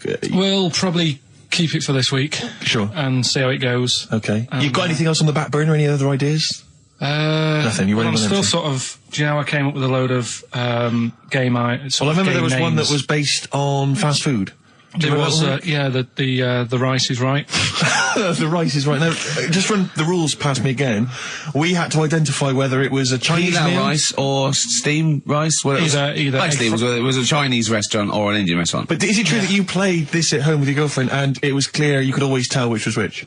Because one had an Indian sounding name and the other was Chinese sounding. No, it did work once. I managed to pick some sort of duck dish that sounded a bit Indian. Right. But then it wasn't Bombay duck, was it? Which is actually a piece of fish. You don't know. He wouldn't let me put, that whipped cream in the fridge. I saw that. I thought that's fun. Yeah, he wouldn't let me put it on. He was shaming foam. Oh. Yeah, but every week we have this. Do you know the other week, Steve? I didn't tell you this, right? He comes in straight away. I'm trying to talk about sorting the show out. What we're going to do? How we're going to keep it good for 2 hours and that. Grabs a pen. He says, "Let me draw 666 on your head." Because you can see the scalp. Carl, seriously. I said, don't do that. He goes, all right, then how about we meet halfway, put 333. Every week it's the same thing. But I quite like the cream. Did you get any cream on him at all? No. Is it the spray cream in a chicken? Yeah, he said no. Carl, can I just make some, just spray on some glasses? Just some round glasses on your face. Father Christmas! Hello. It's nearly Christmas, hello! Come on, it is Ricky Gervais' show. Yeah, should we play a record and then come back to this mayhem? This crazy mayhem. Yeah. Foo Fighters. All My Life on XFM 104.9. I'm Ricky Gervais, with me Steve Merchant and Karl Pilkington. Indeed. Genius Karl Pilkington, as Yes. Heat magazine said. Really? Is that what Yeah. he's referred to now? Yeah, Huh? yeah. Genius. Saying about people tune in just to hear his games, such as Educating Ricky. Have you got some Educating Ricky for me? Got some education. I need some education, Karl. That's I kind of desperately need some education. I want to learn about Chinese kids that are born hairier than average. I want to hear about deaf girls that can hear after their mum hits their head against a wall. These are the things I need to know. I mean, I don't wish to be disrespectful. He doesn't look like a genius. He doesn't look like But then I don't know what a genius looks like. Exactly. So, Steve. I don't want to be an Look at Einstein. Yeah. Yeah. His mum thought he was mental as a child. Where'd you get that information from? That was in the Einstein book. Well, it was in the Einstein book, then it's presumably true. Which Einstein book is that? It's Theory of Relativity? the big book of Einstein stuff. Oh, yeah. Yeah, the big bumper book of Einstein stuff. It's for a coach trip, and you have to fill in E equals MC1 squared, 2 fish, or 3 hello, and then it's multiple choice, and you fill it. It's great. It's Did his mum think, A, he was a genius, B, mental? Most people go for A, but it is in fact B. She thought he was mental at the age of 28. Oh, Karl, you never let me down. You never let me down. So have you got Educating Ricky for me? We've got Educating Ricky coming up. We've got Rockbusters. We've got Rockbusters. Great As seen and talked about in Heat. In Heat magazine. It's got really tough this week now. We're not messing about anymore. Right. Got some good prizes. Absolutely, yeah, we'll talk about those later. Because, I mean, was it last week that you had the classic? Was it, I can't remember, I'm paraphrasing, Karl, apologies. Something like, I'm here in Texas, I've fallen in a puddle, and my knee has got wet. Yeah. Whitney Houston. Whitney Houston. Yeah. And also, it was last week when there was a little bit of confusion over the one for Holly Valance. Right? Of course. I don't think it was confusion, I think it was your error. No, it wasn't. And it was Holy Valance, and you meant Pelmet. Then Becky, who called up that time and said, if you're getting mistaken with Pelmet, right, she sent me an email in a week saying, I've done a bit of research. Yeah. It was my fault. I've made an error. Yeah. It is a Valance. Okay. And I know about Valances. As I told you last week, at the very end, my auntie loves them. Yeah. Right? She makes them. She started off just like putting them on top of the sort of window around the curtain. And then she thought, I can do more with this. Yeah. And she had a little coffee table that had magazines underneath. And she said, I'm sick of seeing them magazines when I'm sat down. She sounds like a Pilkington. So... I'm sick of seeing them magazines when I sit down. So she put a Valance around the table. Yeah. She just got Valances around everything now, right? Then, next step, she tapes everything. She never actually watches telly. She tapes it all because she gets sick of listening to the adverts and that. Yeah. So she tapes everything. So she's got loads of videotapes and that. And the video used to get on her nerves. When she was watching a film, she'd see the clock changing. And it distracted her from the film. So she put a Valance around that. Yeah. That's genius. Yeah. So, That is really... Or is it mental?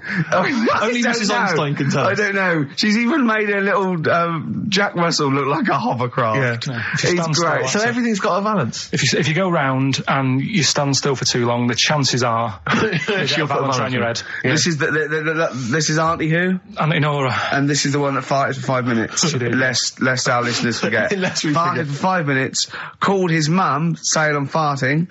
2 minutes into the fart. She said about 2.5 minutes in. Yeah. God. She said I'm about 2.5 minutes into Well, the my fart. mum said, how long's it been going on for? She said, well, it was about 2.5 minutes before I called you. Yeah. And then it went on for a further 2.5 minutes or something. And then it stopped. And, She couldn't time it because there was a balance over the clock. Yeah, she Because it used to couldn't annoy time her it, when she was yeah. on the phone and you put her off seeing the So time. she was guessing it was 5 minutes. This was one consistent fart. Yeah. I mean, it wasn't making a noise. It was just... Oh, it wasn't making a noise. Just gas. Right, endless gas. So, there you That's go. fantastic. Well, we started off with a new one, a little bit of Foo Fighters. We like new and old on this show, don't Indeed, we? we like to mix it up. I'd like to play this to the Smiths from their debut album, I Don't Owe You Anything. Red Hot Chili Peppers on XFM 104.9. I'm Ricky Gervais. With me, Steve Merchant. Hello there. Karl Pilkington. All right. Don't be nervous. We might see a difference in Karl. He's a little bit shy. There's someone here from the BBC filming this, part of that celebrity boxing thing. The Fight, I think it's called, and they want to get a little clip of this, so we're going to let them film for a minute, and then they're going to go away. Is that all right, Karl? Yeah. He doesn't want to be on camera, do you? Do you? I think it ruins radio, doesn't it? Do you know Well, what I not mean? for the people listening, it doesn't. Yeah, but it does, because people are like, oh, he sounds like a bit of a looker. What you? Yeah. And then they'll see it on the telly, and they'll go, God, yeah, his head is round. It is round, though, isn't it? So, Guess what? I got a call yesterday. You'll love this, Steve. From MTV, and they were wondering if they could screen test Karl. That's outrageous. I'm loving it, and I was going, yeah, and I said, yeah, it's fine. I'll come down with him, and I was saying, what about this and that, and they were loving it. I called him up, and went, oh no. I went, why not? He went, well, I'm looking at my reflection now in the mirror. He said, I shouldn't be on the telly. What would you wear for your screen test, Karl? What kind of look would you try and cultivate? Because you've got to bear in mind that the audience out there, they don't know what you look like. So, would you be a snappy dresser like, say, Jonathan Ross, or would you go for your kind of street cash look? can't wear a suit. You can't wear a suit? Don't hold it well. So I'm thinking, I don't know, I'll probably wear my woolly hat, because that takes some years off me. It does. He looks about 10 with a woolly hat on. Yeah. Okay. And, Is it quite a cool woolly hat, or has it got a bobble? it's charcoal. I'd say it's the in colour. Yeah, okay. And I'll probably wear me anorak. Right. Oh, he's going for the... He's going for woolly hat glam. and anorak He's look. going for quite a glam look. Oh, no one else dressed has done for it. a jumble sale. Wow. Yeah. But I'm not that happy about it all, to be honest. Are you going to do it? You're not going to do it? Well, I'm sort of stuck in the middle, because throughout my life so far, I've never planned for anything, right? It's just always happened. Yeah. The time, you know what I mean, being in plays at school, never planned it, but when I did it, I went down the store. It was that a sort of triumph, thing. yeah, we all remember that. So, As I remember, you did Little Donkey. did Little Donkey, yeah. And then later, someone was filming at the back. Was it your dad's mate? My dad's mate. Well, Yeah. And on the camcorder, he listened to it back, watched him playing it. His dad says, just off camera, what does he say? I don't want to say it because I'm in charge of the show and I'd be irresponsible. He looks like a right twat. So, And so he gets home, listening, watching that, and then here's his dad just off camera go, he looks like a right twat. yeah, all right, yeah. What are you worried about? Your dad saying that or the Can I word? just interject? Because I'm really worried about this idea of Karl being on MTV, because the problem is that, let's be honest, Rick, I mean, we're getting by the skin of our teeth, aren't we, really? It's Yeah. only Karl that's keeping this afloat. Yeah. And if he gets on MTV and the world sort of gets a sense of him and they understand him, and he won't be ours anymore, we won't be able to control him, it'll be out there, it'll be in the Well, public domain. that's the thing. No, that's the thing. That's the terrible thing, though, isn't it? It's like, Karl is my pet, but I realise I've got to release him into He's the wild. alive. And, because I love him, I know he's got to go free. Sure. But I want to... It's like Kez. Maybe someone will beat him to death and we won't have to worry. I'll have you on, though. I'll have you on as a guest. Which gets me on to something we've got coming up today. Oh, yeah, he's got a new idea. Yeah. Right. Do you know, like, I've talked about ghosts, and we had that good discussion the other week walking to Piccadilly Circus Station, yeah, and I was telling you about ghosts, and you were saying, Karl, don't be an idiot, and all that. Spoke to a woman in the week, done a little interview with You've her. done a little interview. Done a little interview, 2 minutes or so, with a woman who's got ghosts in her house. So, I look forward to hearing that later. That sounds brilliant. coming up later. Well, I'm going to play a classic tune now. I've just gone straight for it. I've gone for the jugular. This is Ziggy Stardust by David Bowie. Yeah. This is the reason, because actors are often quite handsome people, but yet they're always quite obnoxious. We are. No, I mean, they're normally quite obnoxious, Rick. Again, you know, you're a good example of that. And yet, I think it must be the small man complex. That's what makes them so obnoxious and so kind of desperate for attention. Didn't realise it before. Steady on. Because of course I tower above everyone. You do, don't you? I'm, for people who don't know, who are listening, I'm 6'7" tall. That's high. Yeah.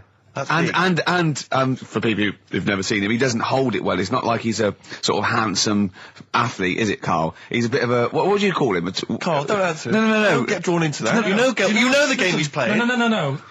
Do you know yesterday when you were in the office? Yeah.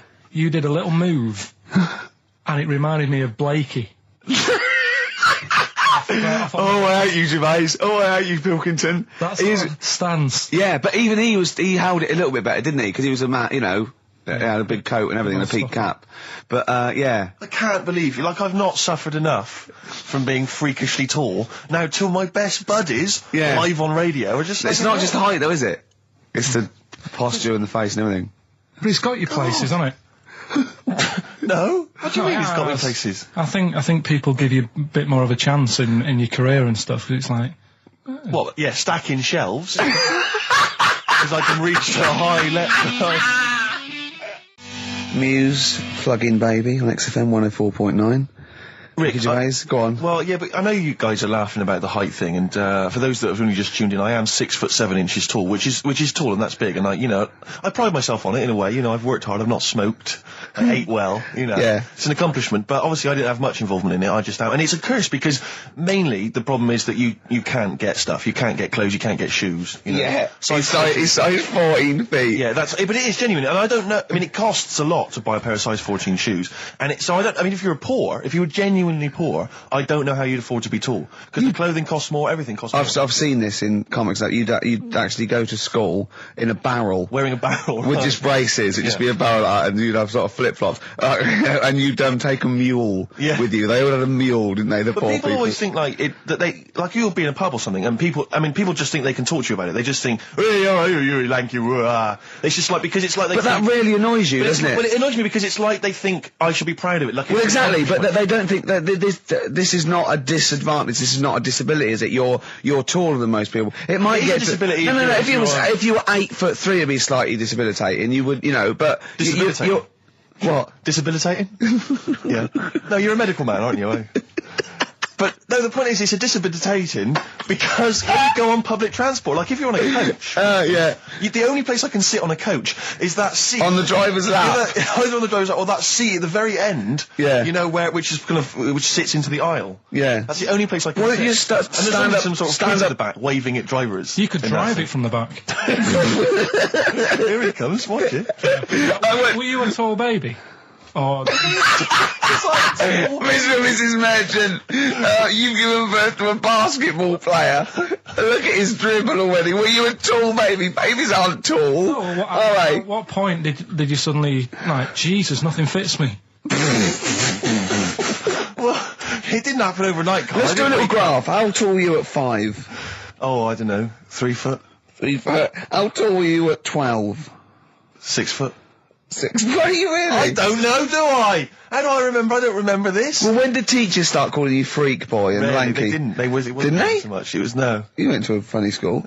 I went bowling with him once, so I'd never been bowling before, and he'd been once before, and he went, let's go to this bowl. We went to a bowling alley, right?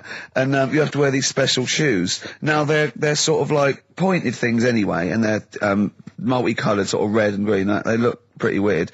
And the woman said to me, oh, what size? I said, oh, 8. She went, yeah. So what size are you? 14. She went, 14. He went, you probably haven't got them.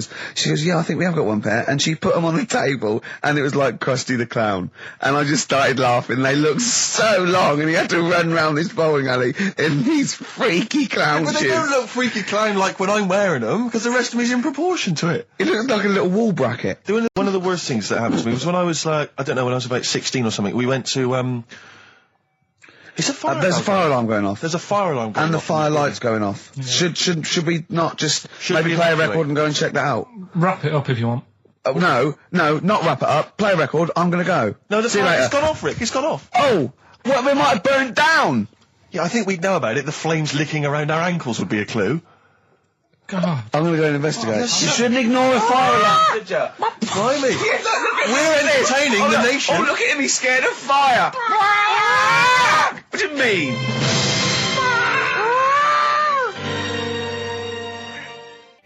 The Lars, and there she goes. How many cats do you say you got through?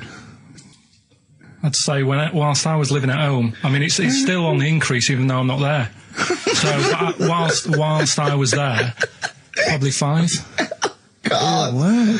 Oh. Yeah. And were you upset each time, or you just got used to it? It's one of them things, isn't it? Like I've said before, when you first see something, it's a bit of a shock. Do you know what I mean? It's like the Elephant Man or whatever. Yeah. First time you see him, it's that sort of, oh, look at that. Yeah. Do you remember the first time you saw Steve? No, I'm not being funny. Do you remember the first? Yeah, but I've said this before. It's always, then you get used to how people look, and you don't... No. I'm gonna burst. You have to play a record. No, what? Because I just see Steve's